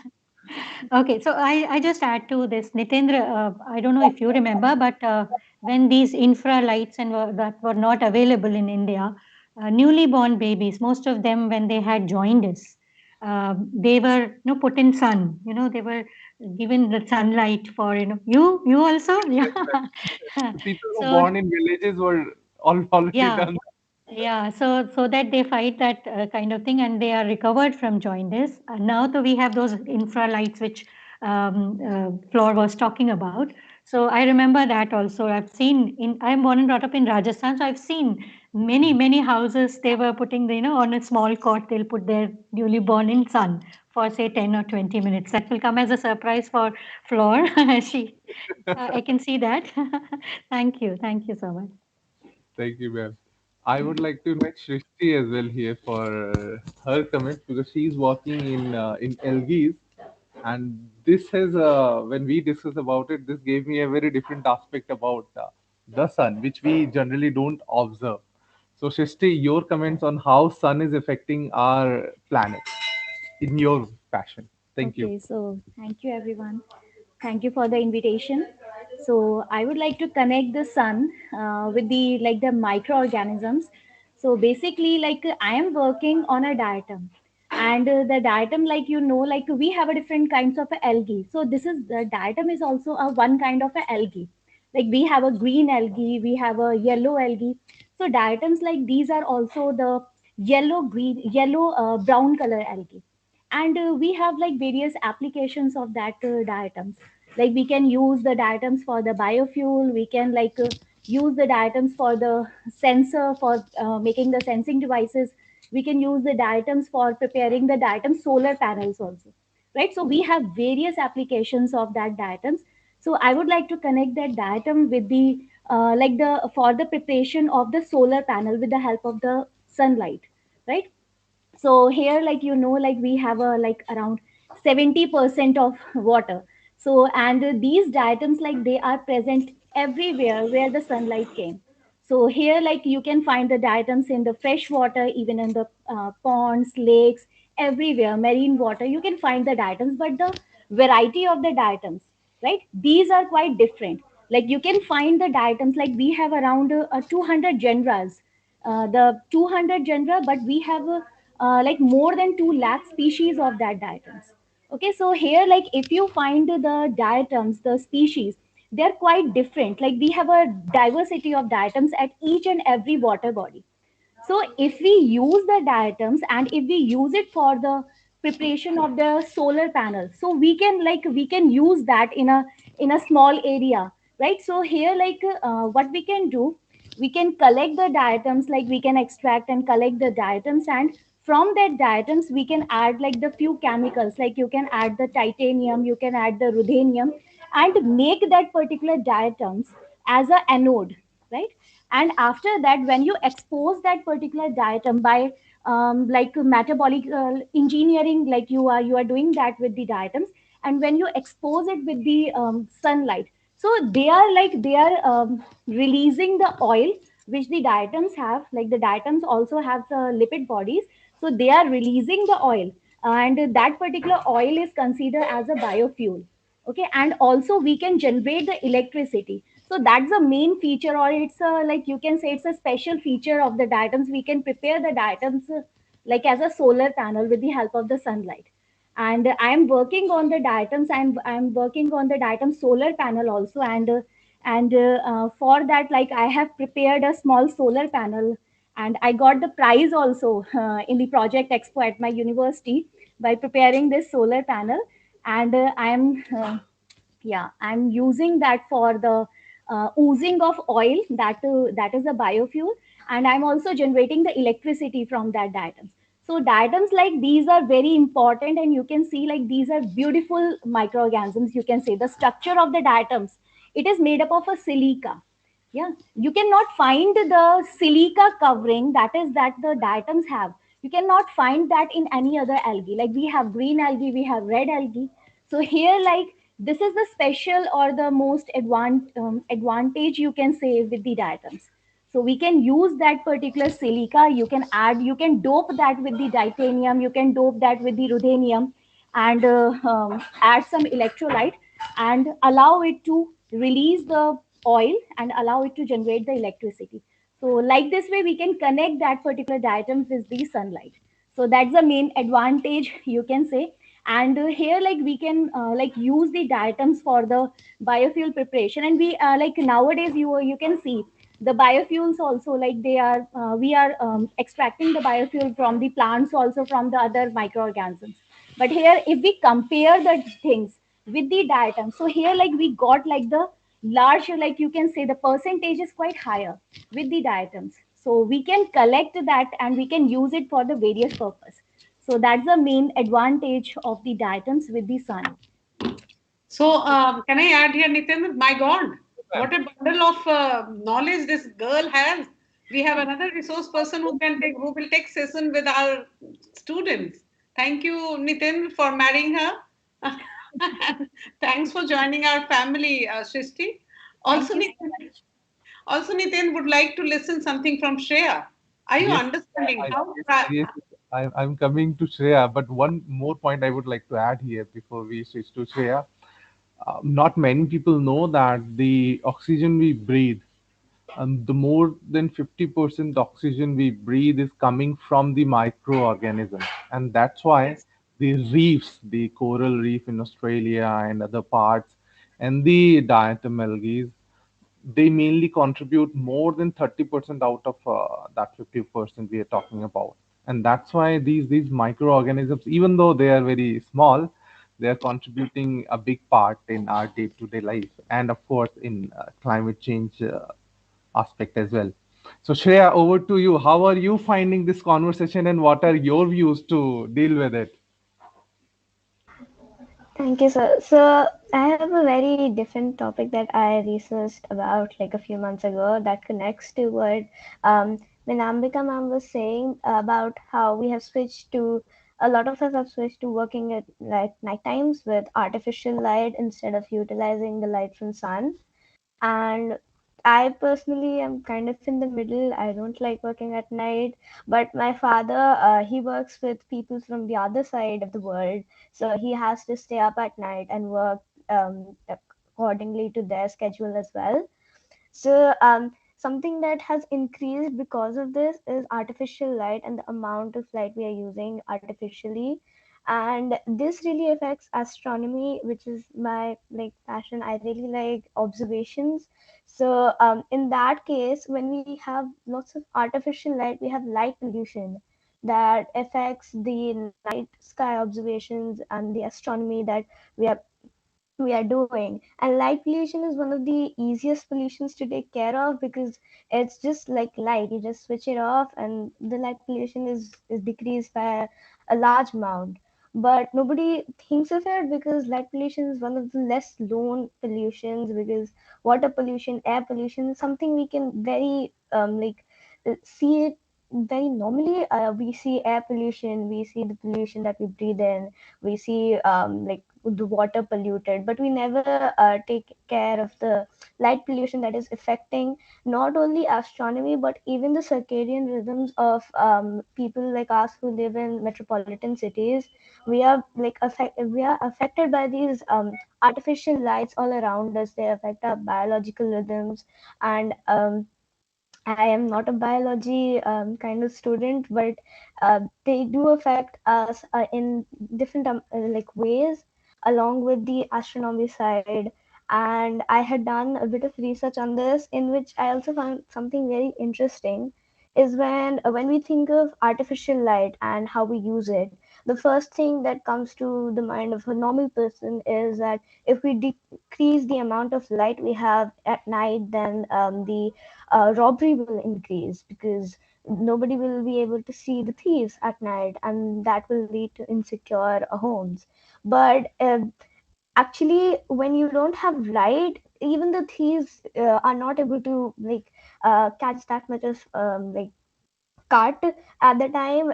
Like I did some research, and the data shows that most of the robberies that are like huge scale robberies happen at daytime and not at night time. So decreasing, and there are a lot of people, like people who have taken steps to this. So for example, there is a tribute in light that happens every year, and it's very famous. And in that, like a lot of light is shined up in the sky, which used to affect not only us but the birds that were traveling around in the air. They were misleading, and they couldn't see the like night sky and navigate from the stars that they used to.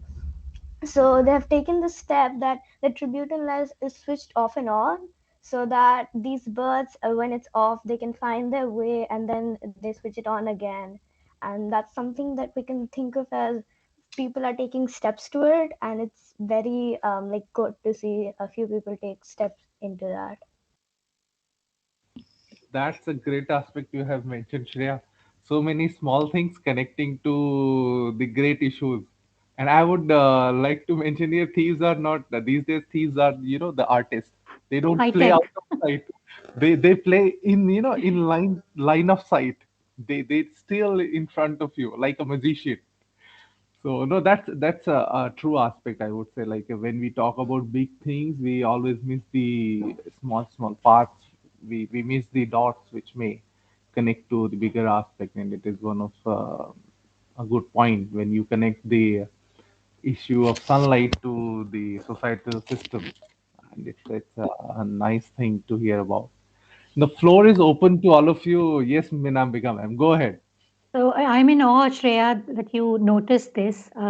I'm also a very, I really get very irritated because of this light pollution, because I consider myself as an amateur astronomer. As I have a, telescope, and I love watching moon, Saturn, Jupiter, and because of the light pollution, many a times uh, I'm not able to, spot Saturn, which is the most beautiful planet. So we have to go to the nearby villages where night pollution is less.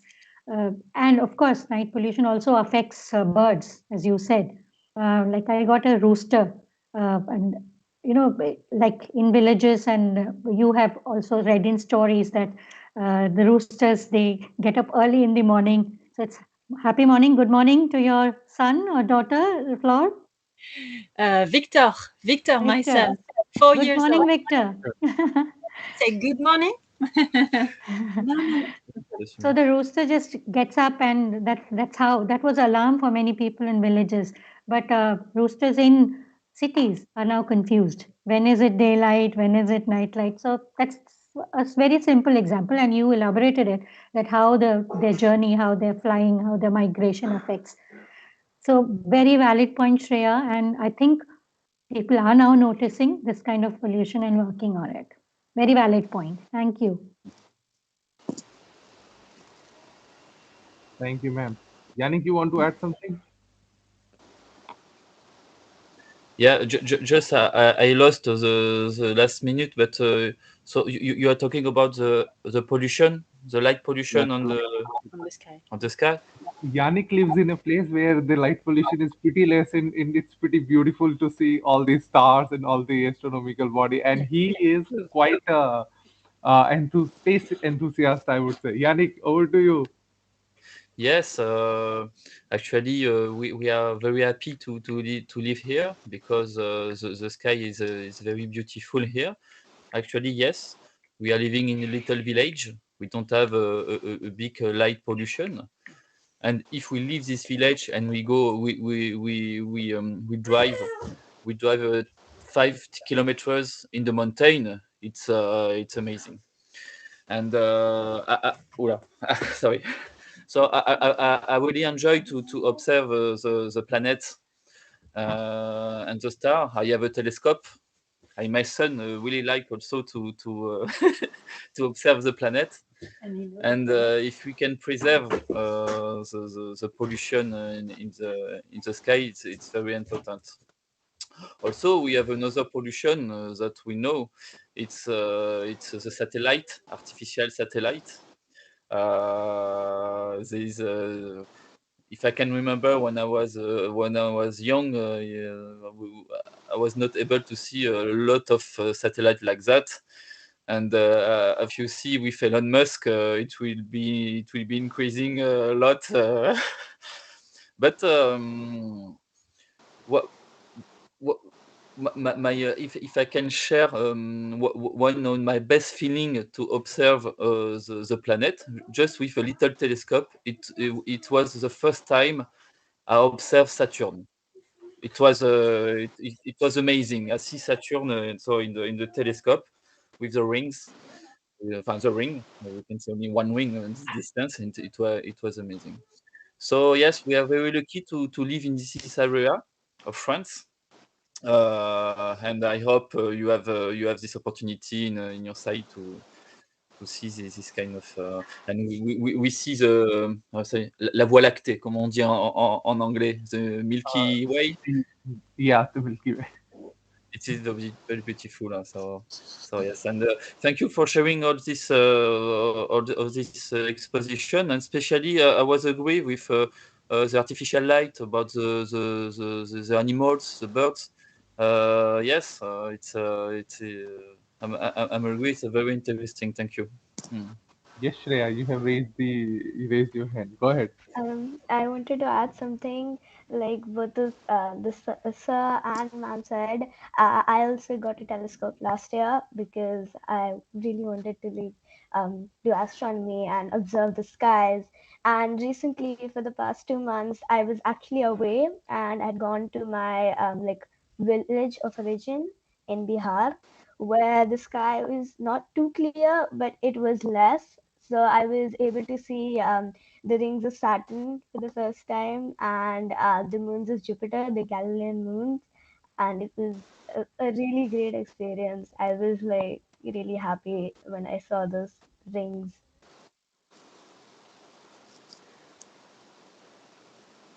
So today Saturn is the area of focus. Huh? Indeed, it is beautiful. This is what I did when I was with Ratna Shri ma'am at planetarium when I was kid. As I was mentioning, I used to go every month to planetarium to visit it. So you guys are giving a platform to Shreya. We are so happy, Dr. Nitin, and all of you, Mr. Yagni, Minambika ma'am, Shrijan, Shristi, and Floor. See, she is so lucky to have you all, and all the finalists, and all those who are watching. They are connecting, dots, and who knows that, in the coming years, one of them will be, or many of them will be choosing the field of astrophysics or maybe astrobiology or astrochem and do something great. Yeah, Thank you. indeed, this is one of the aspects we always miss. As we say, like I'm a physicist, I don't know about biology, or I'm a biologist, I don't understand what the sun moon is. But this is something I realized very late in life that there is no demarcation when you talk about anything. And when I'm saying anything, I mean it's not about science only. It's not about arts. Because if you see Da Vinci, I'm a big fan of Vinci. He was everything, and that's how he learned. When you observe, when you when you really study something, when you really want to know something about it. So one of the story about Vinci is like he was one of the early person who draw all these body parts so biologically clean because he used to roam around in the crematorium or he used to observe the dead animals around so that he can understand how the bone structure or the internal organs which are like degrading. He can understand the bone structure and how these bones are affecting the muscle formation and the structure which is coming out after the flash and all. And that's how he drew all these very realistic paintings and the structures as well. So this is all about observation, and that's what we wanted to bring out today. We see every day, we enjoy the sunlight every day, but are we really observing it, how it is affecting in a direct manner or an indirect manner? Maybe Srijan, you want to add something in your perspective.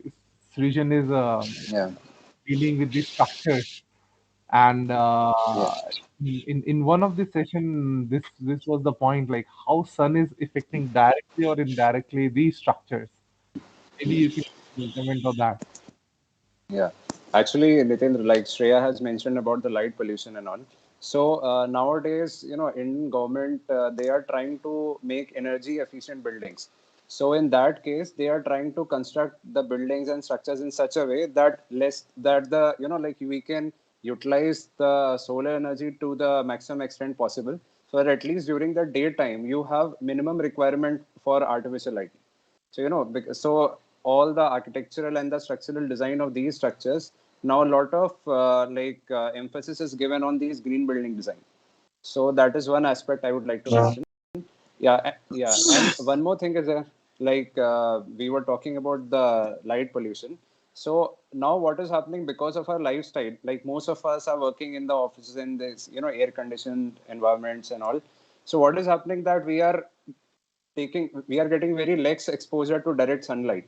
So I recently I met one doctor in BRC hospital. So he was telling that nowadays so many patients are coming who are having vitamin D deficiency problems and related bone related issues. So he was telling me because nowadays this is considered like a comfortable lifestyle, that you are sitting in one place in an air conditioned office. But there are some side effects which now people have to make sure that they are taking time exclusively to expose themselves to sunlight, so that their vitamin D and the other levels are maintained. So that is also, it is like going to the basics. That, Nitendra, may I? yes, ma'am, go ahead. So very rightly pointed out by Srijan. So there was a news item, if you all remember, that in Mumbai, doctors are finding, bent bones in children. So that bones are getting bent because of maybe this COVID also, because of the lockdowns. After 2 consecutive lockdowns, that's one thing, because they're not getting enough vitamin D, they're not getting exposed in sunlight, maybe. So that is one major concern these days, as Srijan mentioned. About using infrastructure where we use most of the natural sunlight. I'm so happy to share it with you. The Shiv Nadar School, Chennai is coming up, our fourth campus. If you have seen our campuses across Delhi NCR also, it uses a lot of sunlight, and we try to keep that artificial light, usage of light, artificial light very less. Chennai, we are especially keeping this in mind, and the plot we have got is in the center of the city, Adayar, if you are aware of it. And so the architect is specially working on how to use the natural sunlight the most. Yeah. So that one thing I wanted to add. And also, I know, like Nitendra was saying, observation is the key. So in all our campuses, in all our schools, we want our children to observe and question. So we fire their curiosity. We allow them a lot of inquiries. Shreya, you'll agree to that, yeah? That is how she's also questioning. She's also noticing things. So observation is the key. You rightly said, Nitendra. Yeah, if you observe this conversation as well, we are basically the sun is affecting the psychology, it is affecting the art and design and architecture and civil engineering. It is of course affecting the planet, the way we live in. It is affecting the energy productions. Maybe direct users are using solars and different versions of solar, as we got to know, the bio solar panels or the silicon based solar panels or the structure. And we have the energy indirect methods as well, or I would say we are reconstructing the original methods of fission and fusion. And even though like not many people understand, the wind power is also because of the sunlight, not directly but indirectly, because wind power is coming because of the flow of winds, the wind currents. And wind currents are basically arises due to the pressure difference. If you see the global planet, due to the pressure differences from one place to another, and this pressure difference is mainly coming because of the different temperature range and Uneven different heating, yeah. yeah, uneven heating within the within the atmosphere, so, which is of course it is coming because of the different sun the amount of sunlight we are getting. For example, we why Africa is so hot because of the more sunlight and the geological position it has. So in one way or the other, everything is very well connected. Everything is, directly or indirectly affected by the sun. So somehow you can say we are completely dependent on sun. And if you observe the solar system, why Earth has this life and not other planets is also because of this thing only.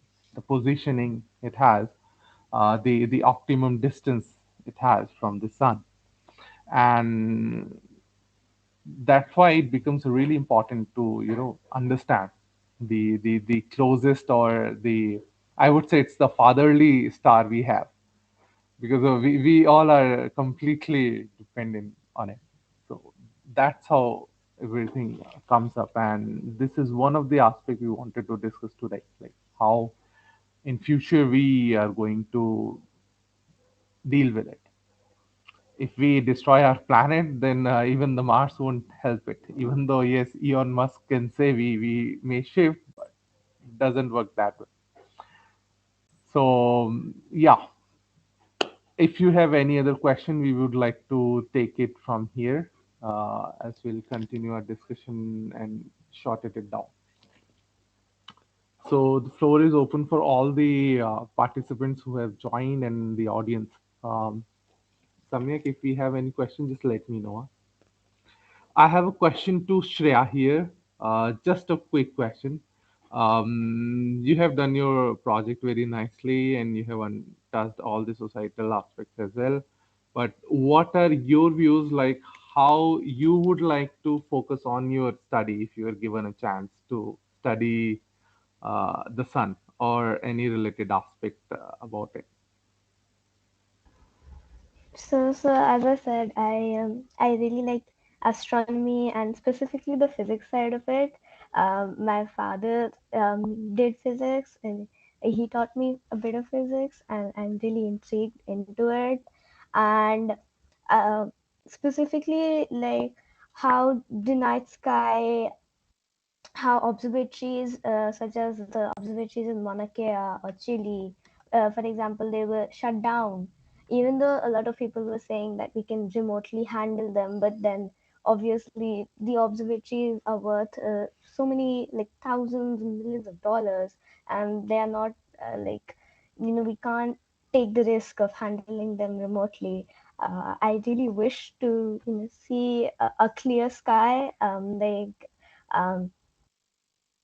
mm, a very clear sky, see the bands of Milky Way, and extend this astronomy passion that I've earned in the last few years. Shreya, you That must also explore, Mercury transit or Mars transit whenever it happens in front of sun. When in daytime you can observe that. You can observe sunspots. Yeah, this flipping of it. It was very interesting for me to know that sun also flips its pole every 11 years. So 2020 it flipped, and now the sunspots are growing, and once it becomes maximum, it will flip again. So these are things which you can explore, not even night sky, even day sky, you can explore how sun behaves. Yes, Shreya, all the best. Any help from our side, please do let us know. Yeah, Shreya? in fact, that is one of the aspect which we even don't know, like the earth sun's magnetic field, or we say the solar magnetic field, how it is basically coming. There are so many theories, but nothing is concrete yet. We don't know how and why it's changing and how it's being created and how it is behaving that way. And that's why it is one of the reason, like the temperature effects we don't understand. There are many mysteries about the sun. So if you want to go into astronomy, yes, please go ahead. Bring some answers out of it. So Shreya, we are waiting for your uh, achievements. Indeed, indeed. We have two ladies here who are still quite shy to speak further. Floor and Shrishti, if you want to add something.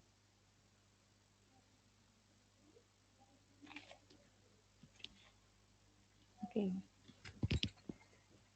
So here like we can use that particular like the sun with the various ways, like we can connect that with the physics, we can connect that with the chemistry, we can connect that even with the like the biology. So I am like I am working with the algal biotechnology, so I can also connect that and I can like relate it with the physicist also, chemist also, right? So that's the basic thing like we can connect, and by which we can get it is benefits also. So that's what like we can use that in the various fields. So that's it. Floor. Yeah. Yeah, sorry. You said? I'm asking, and any comments from your side based on the discussions we have?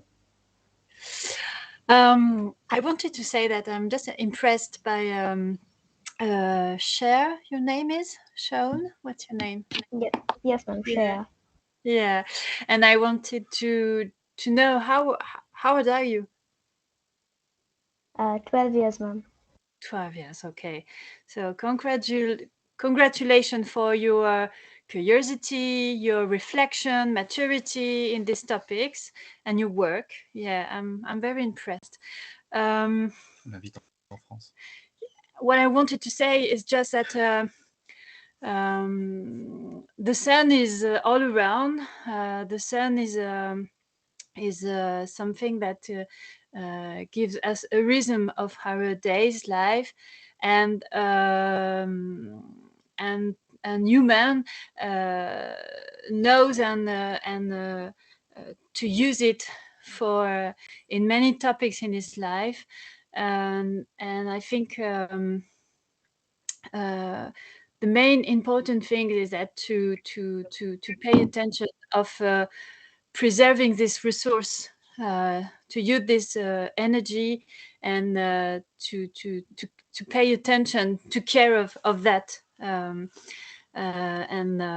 we use it in technologies and yes, I think it's we have to maintain a bright and intelligent way of using it in many domains of many topics and many and different work and subject. That's what can I say. So we use it what we have at our just near of us, but we really have to care of it and to use it in an intelligent way. Yeah, that's what I can say. That's what is coming now in my mind. No, that's true. If I see the conversation, it really says the same thing, that whatever it is around us, we should use it very carefully Yeah. or responsibly, I would say. Yeah, responsibility. It's a gift of nature, so Indeed, indeed, yes. we really have to care of it. And we are part of it. We are also the gift of nature, but we try to overpower it. And when you overpower something, you deal with the consequences. So here I would like to thank all the panelists and of course Shreya being the part of this panel discussion. And it's really interesting to know, what we observe in a different perspective of sun, and how it is directly or indirectly affecting not only our lives but the entire planet and the whole system around us, whether it's a system in motion, you can say, the birds, the planet, animals, everything, or the rigid structures like the buildings and architecture or roads and everything. Intéressant. Yeah, Merci. so we need to understand like everything is being connected here, and we need to take care of it accordingly. And that's how I will conclude the session. It was an amazing 1 month with all the Shiv Nadar schools and Vidyagyan, for all the team members, all the students who have participated. We have done a great job. I have read all the papers and everything. Your thoughts are quite nice. Keep trying, keep working, and this all these engagements are for you. I would like to thank all the panelists who have spared time to be the part of this discussion. And of course, Flor and Yannick to waking up so early on the weekend morning. So sorry for that, but thank you so much.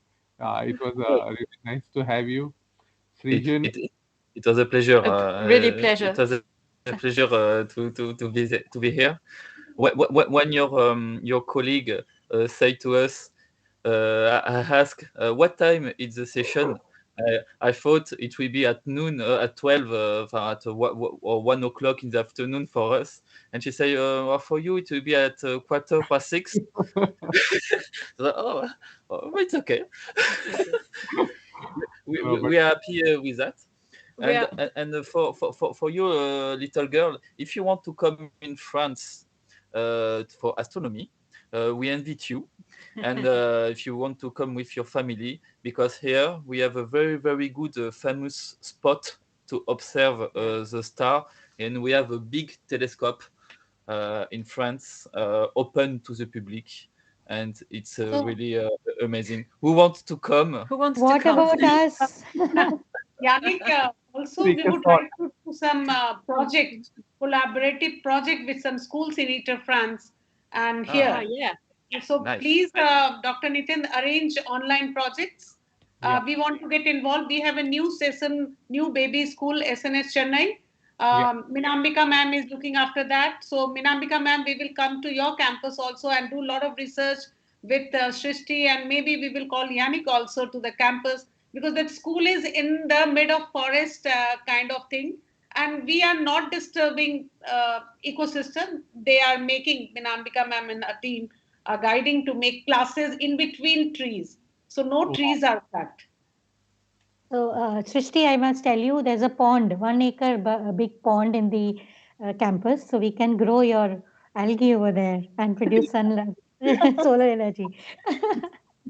No, that was one of the aspects which was really interesting for me for the diatom algae as well, because at IYNS we are doing this wetland restoration as well.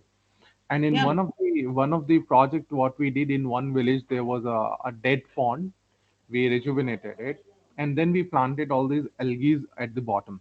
So it functioned in dual manner, because it was preventing the water seepage down, and it was maintaining the integrity of the pond for a long term. Secondly, the algae was producing the biofuels. So the villagers was quite happy that this pond is now valuable. Earlier it was just a land, but now it has become valuable. And of course, the oxygen part is coming. It's a blessing, I would say. So different aspect which we don't know, but when we get to know, it's a nice to deal with it. So all of you have already got the invitation from Yannick, and I must say Yannick is a great host, and of course the discussion will be amazing. And he's not only space enthusiast, he's a great chef, photographer, musician, and you name, he's everything. And So Nitendra, you must invite Yannick, and Yannick and Floor be our guest in next EBC. Come to I have India, stay with us for some time, interact I with will. our kids. They are I have amazing. already invited them, and Flora is really interested to discuss with the Indian students. And Yeah. last time she was not able to join, but she is really interested to have a discussion with the students. And we planned like to have a dedicated session with the Vidya Gyan students and all the students we have around to understand the different aspects Yeah. of student psychology. So, Thank you so much, Vinita. Thank you for making me a part of this. This is a great beginning of a great association. I'm really so grateful to all of you. Thank you. you Yeah, are Pleasure. me too. Thank you family, very much. and you are a family, Yannick and Floor also.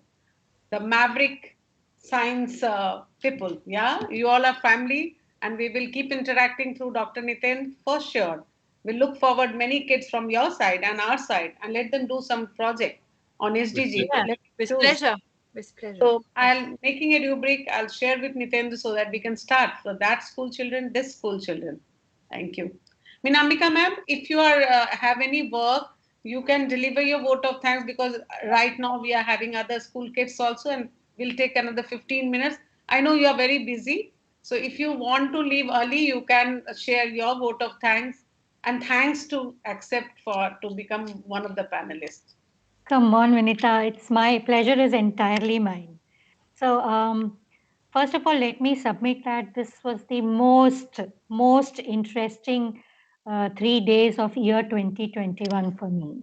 And thank you so much for everyone who, participated, from Dr. Patrick to Dr. Archana to Dr. Savita, Dr. Nitendra and the whole IYNS team, SNF and Vidyagyan team, SNS and SNU, and all the panelists over here waking up early in the morning. Thank you so much.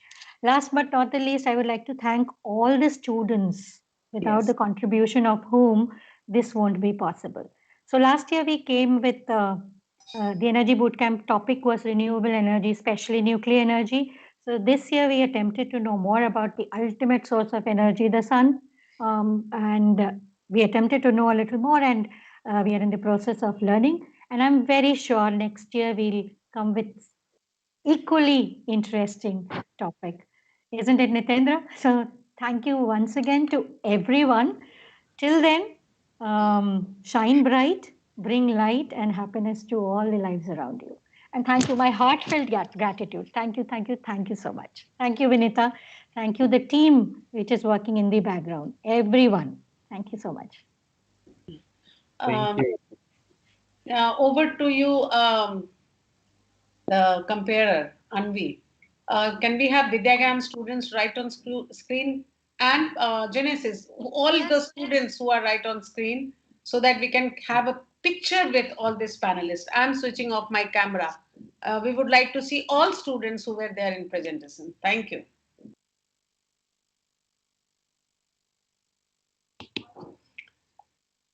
Gulfam sir, are Vidyagam kids there? Can we have them on screen? Okay.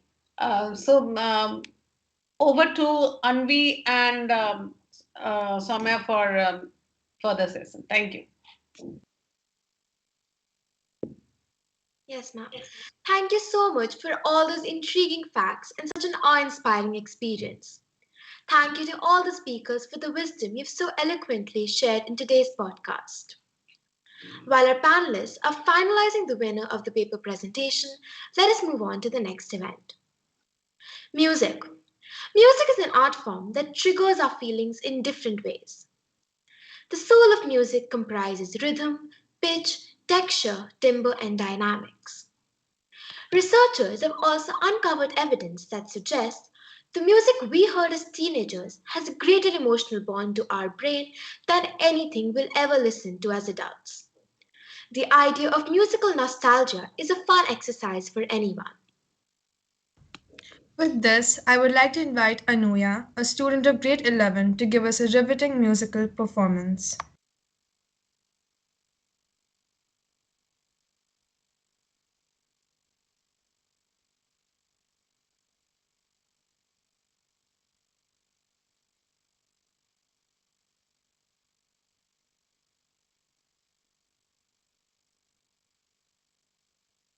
Anya, is she in the meeting right now?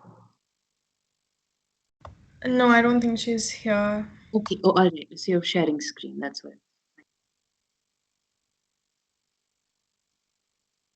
Anya slideshow.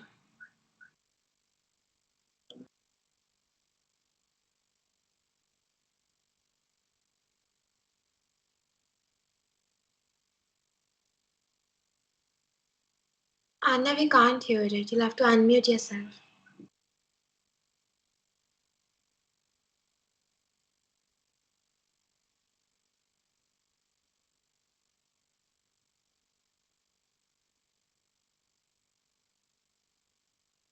We can't hear it. I'll share my screen one second.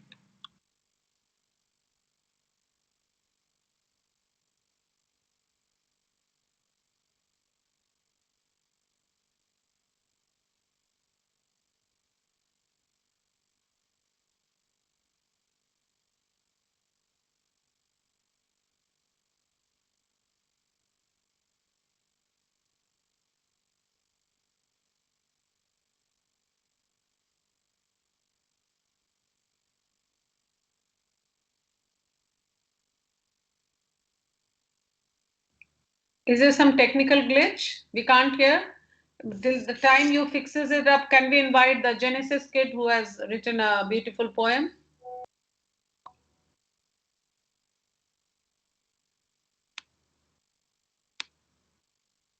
I think there is some technical glitch. Let it be. Can you please move further? We will come back once it is over. Move ahead with the script. Thank you.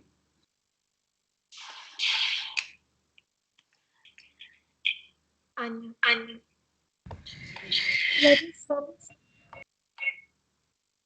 Are we going? Doesn't matter. You go with your flow. We will come back to that video again. Go with your flow. Do not waste time, bacha. Ladies and gentlemen, this is the event we've all been anticipating. It is time to announce the winners of the various competitions that took place over the course of the last month. The entries of all winners are showcased here too so that we can appreciate the hard work and efforts put by each student.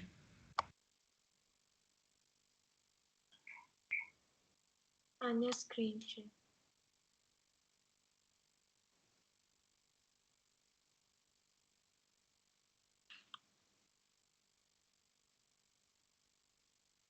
The first category is comic strip making. The winner is Somil from Vidya School. Congratulations, Somil.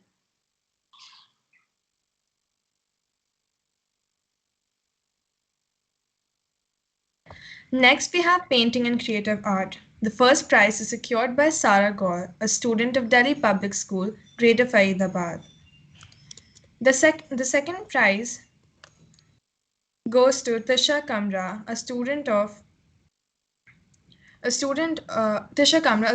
Nadar School, Gurugram. The third prize is shared by Vrinda Gurudev Tiwari from Delhi Public School, Greater Faridabad, and Ishan Kumar of Shiv Nadar School, Faridabad. Congratulations to all winners.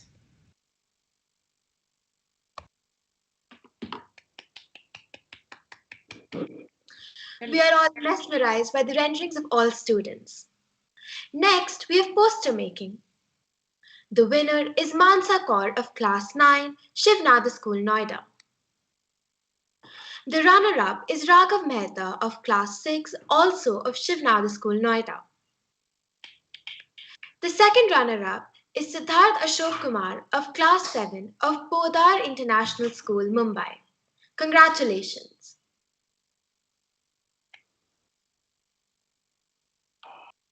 So can we have a big round of applause, audience, for all these winners?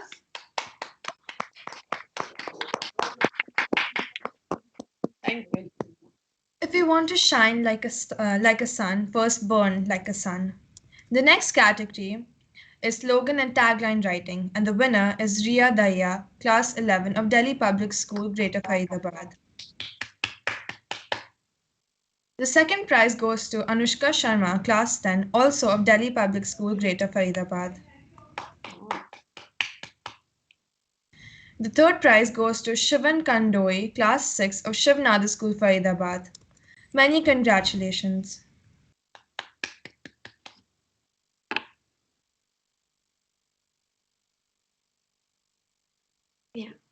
Next, we have doodles, memes, and cartoons. The first prize is secured by Arjun Bakshi, Class 7 of Shiv Nadar School, Noida. The runner-up is Prasun Banerjee, Class 9 of Delhi Public School, Greater Faridabad. The third prize is shared by Diya Gupta, Class 7 of Shiv Nadar School, Noida, and Sujota Bose, Class 8 of Delhi Public School, Greater Faridabad. Congratulations.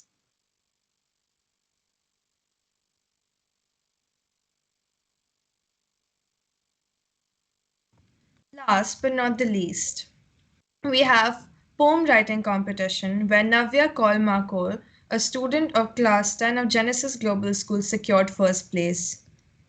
May I invite her to recite her poem?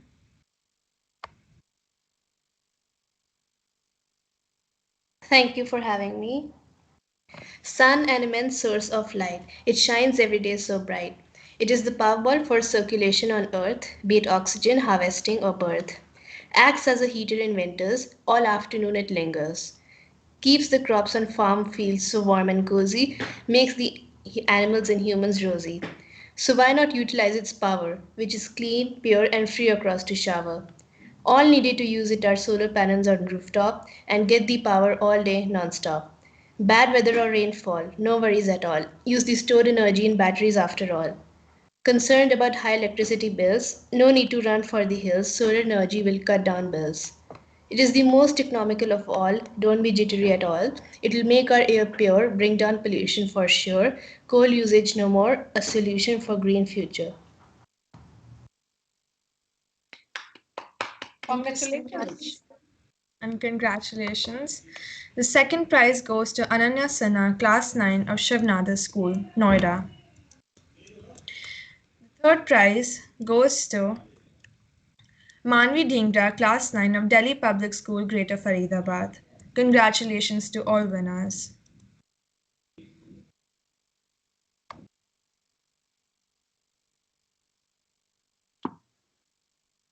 A hearty congratulations to all the winners. You will be receiving your certificates and gift vouchers shortly. I would now like to invite Dr. Nitendra Singh to announce the winning team. I'm still waiting for the winning team. Huh?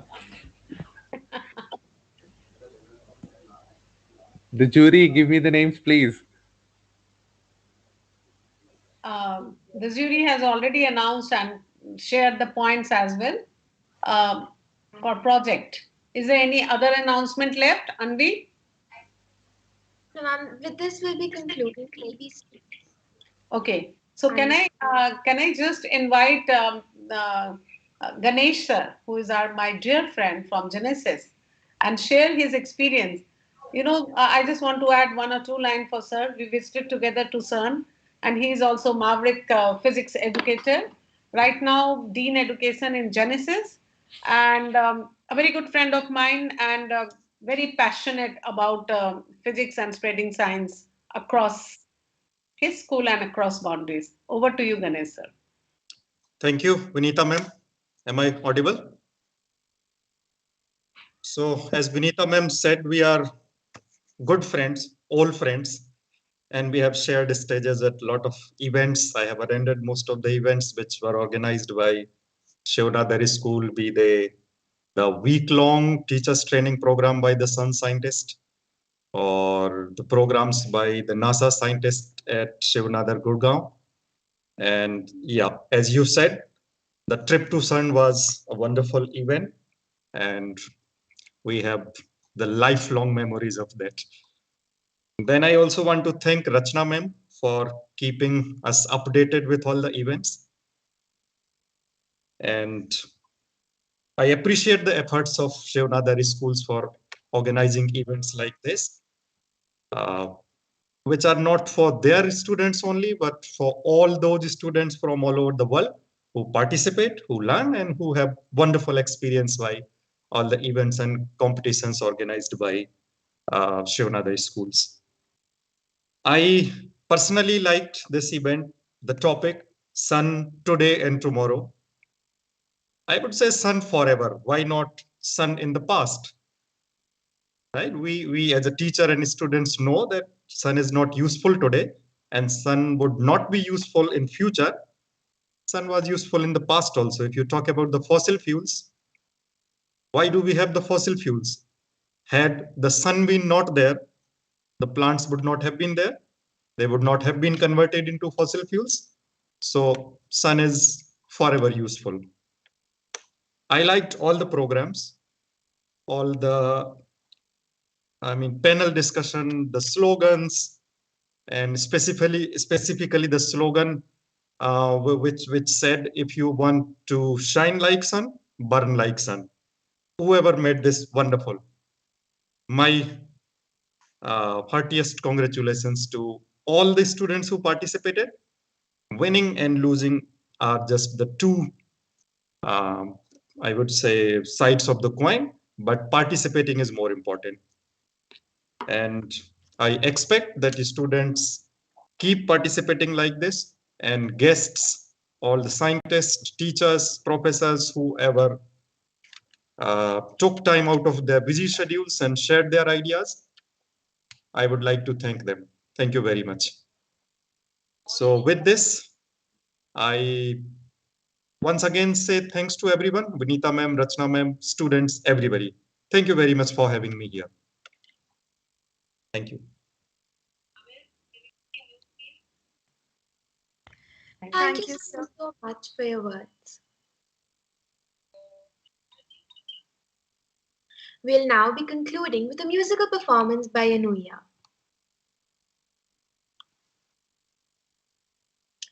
Vinita ma'am, you're on mute. Before we conclude, we have Sunana ma'am with us, and she is working. It's a working day. So can we just hear something from Sunana ma'am? Over to you, Sunana ma'am, and our very dear Sunana ma'am. Sunana ma'am, you are on mute. If you're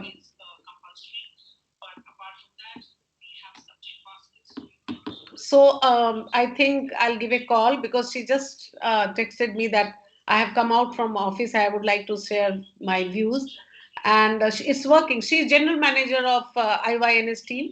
Um, I think she is here. Yeah, Yes, Sunana. yes, Hello, am I audible? yes, Sunena, you are. Audible. Yeah, thank you, Vinita ma'am. I just could not stop myself today to to join the closing ceremony. EBC is very close to my heart, and like because of my working schedule, I was not able to be regularly be available, but I was following it like all the while, and I am really glad that once again, all collaboratively, we all are able to conclude this event successfully. I congratulate each and every person who was involved in this event.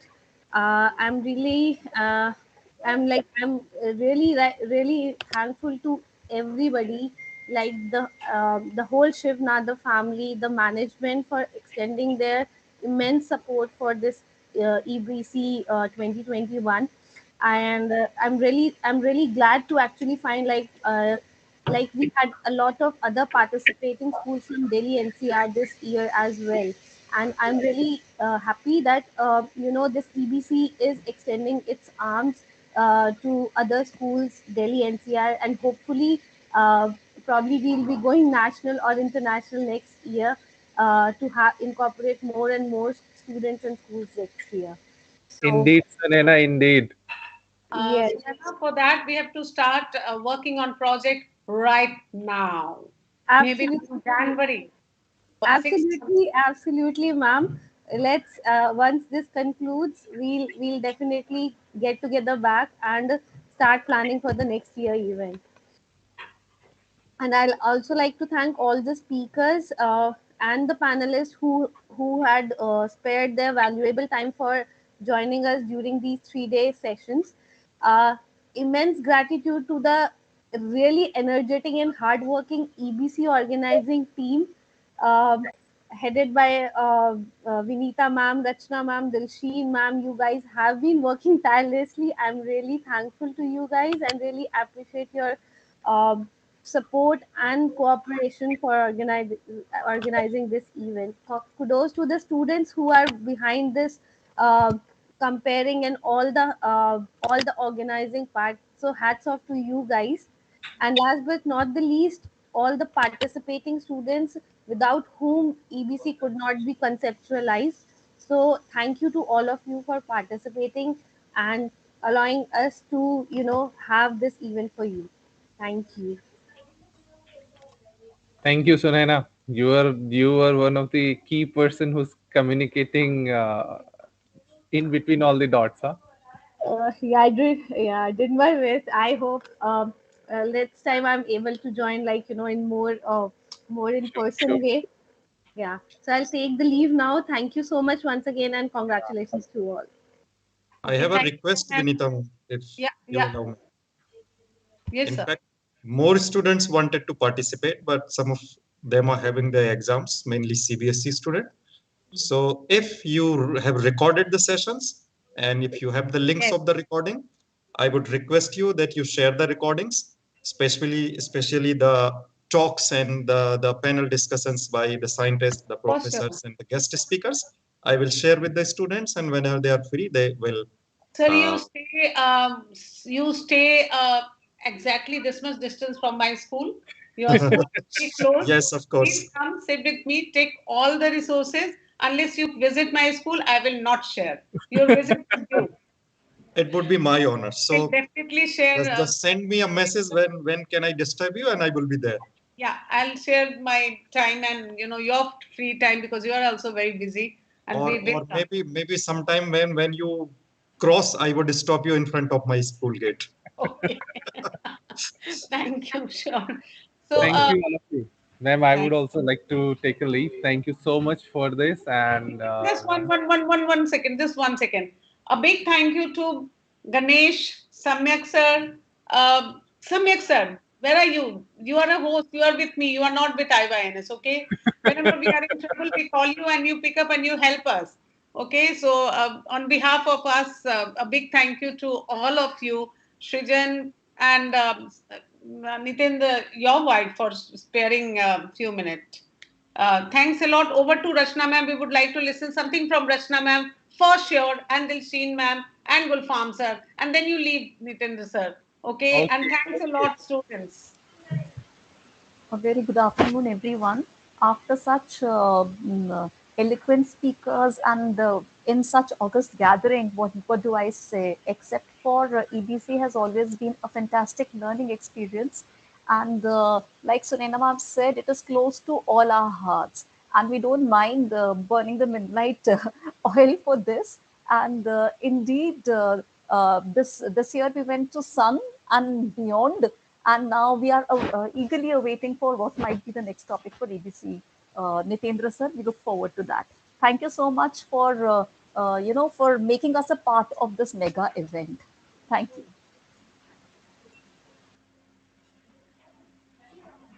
Hello, good afternoon, everyone. And I think I just conclude in a couple of sentences because for me, the success of EBC lies in the fact that Angad has already shared a topic suggestion for next year in the chat box, which is so exciting. And I'm already looking forward if that is considered. And it's such an honor to be amongst all leading people who have been speaking to us through these 3 days and over the entire last month. And so honored to be in the company of such well read students as well who would love to take research forward. Thank you so much. Thank you, Dr. Nitendra and the team.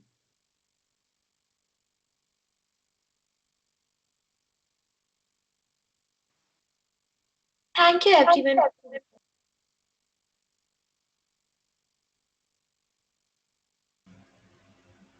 thank you. Thank you so much. Let us give this event a melodious ending. I would like to share the video of a performance by a student in class 11, Anuya.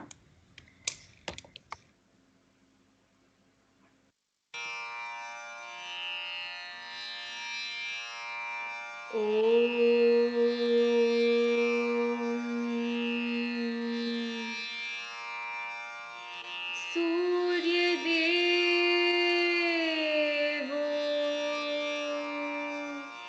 Sahasransho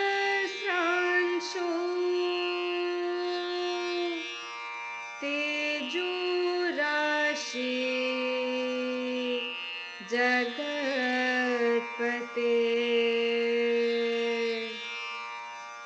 Anukampai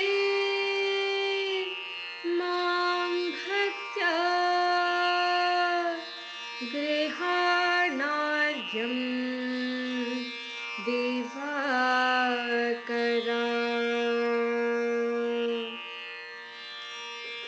Om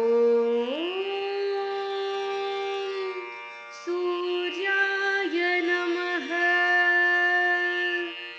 Adityaya Namaha Bhaskaraya Namaha पूरब से सूर्य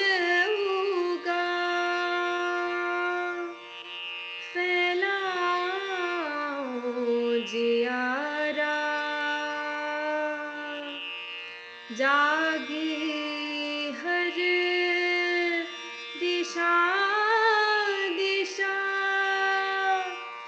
जागा जग सारा पूरब से सूर्य उगा फैलाओ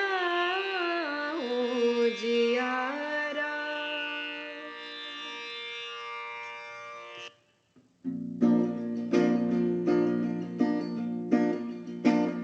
You are my sunshine, my only sunshine. You make me happy when skies are gray.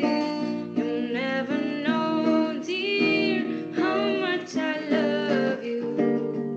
Please don't take my sunshine away. You are my sunshine, my only sunshine. You make me happy when skies are gray. You'll never know, dear, how much I love you. Please don't take my sunshine away. Please don't take my sunshine away. Please don't take my sunshine away. Um, I'm sorry, such beautiful poem, and I was in two meeting at a time. We did not hear anything from Rachna ma'am. Rachna ma'am, you were like, I can say, you were standing throughout this 1 month and with, like just next to me, and it would not have been possible without you. Um, there are many people who actually helped us. Gulfam sir, you are just there all the time whenever we requested you to be there. Dilshin, you were taking care of all technical things. Ripudaman ma'am, Deepti ma'am from different campuses, Sonia ma'am. But at the same time, when I speak about Rachna ma'am, I have high regard for her. I mean, she was busy one day and she took leave in between, but still she came. And she was with us during the run through, and it was late night when she was guiding our kids as well as Vidya Gyan kids. So thanks a lot, Rachna ma'am. Can we hear from you, Rachna ma'am? Vinita ma'am, I'm very glad that I have a network issue and my I cannot switch on my camera because you are totally totally embarrassing me, ma'am. And these are not just mere words. It is an honor, I would say, and absolute pleasure to be working, under your guidance. And I totally mean it. It is through you that we've got the exposure of Dr. Nitya Indra and his team. And this is, we like in our school we say education for life. This holds true not just for the children, it holds true for us. And basically, working in an assignment like this, believe you me, it's not working. As they say, if you enjoy what you're doing, you don't work for a single day. And it doesn't mean that you give us more projects, that is besides the point. But overall, yes, it doesn't feel like working because you enjoy what you're doing, you're learning in the process. Each and every meeting that we have, it's a learning in itself. And we need to mind all these words, they come from within my heart. I don't have a script out here, and I'm basically only speaking aloud. And thank you so much. Uh, no words can basically express my gratitude for making me a part of the endeavors that you undertake, Vinita ma'am. It is absolutely a learning. It is absolutely, which is making our life so enriching. And I think Dilshin has been a part of this for the first time, and she would agree with some of what I am saying. In fact, all of us, even the IYNS team, you know and then working with this team, it tells you how selflessly people work. Like Samit Yes. sir, day in day out, my god, calling him up in the night day before yesterday, sir, this is a problem. He's never said anything. I mean, I at times I feel ashamed. How can we even say that I am overworked? We have these people; they're scientists, and they can take out the time for an outreach with the children. They are taking out the time for going Where to the is Surya, masses. sir? Yeah. And in fact toning down their knowledge and their information to a level which everybody can understand. So it's an absolutely humbling experience, ma'am, to be associated with these with the IYNS people and the kind of exposure that we're getting. It was so fun interacting with the people who were in France. So this it's actually the education, as we say, is not limited to the books and the school. We are going beyond our school, and thank you, Vinita ma'am, so much for this experience. Thank you so much.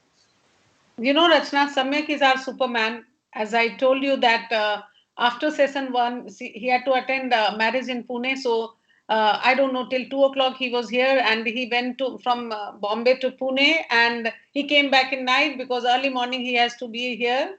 So, I don't know how much he enjoyed the marriage, but we enjoyed your so-called accent drive on Bombay Pune highway.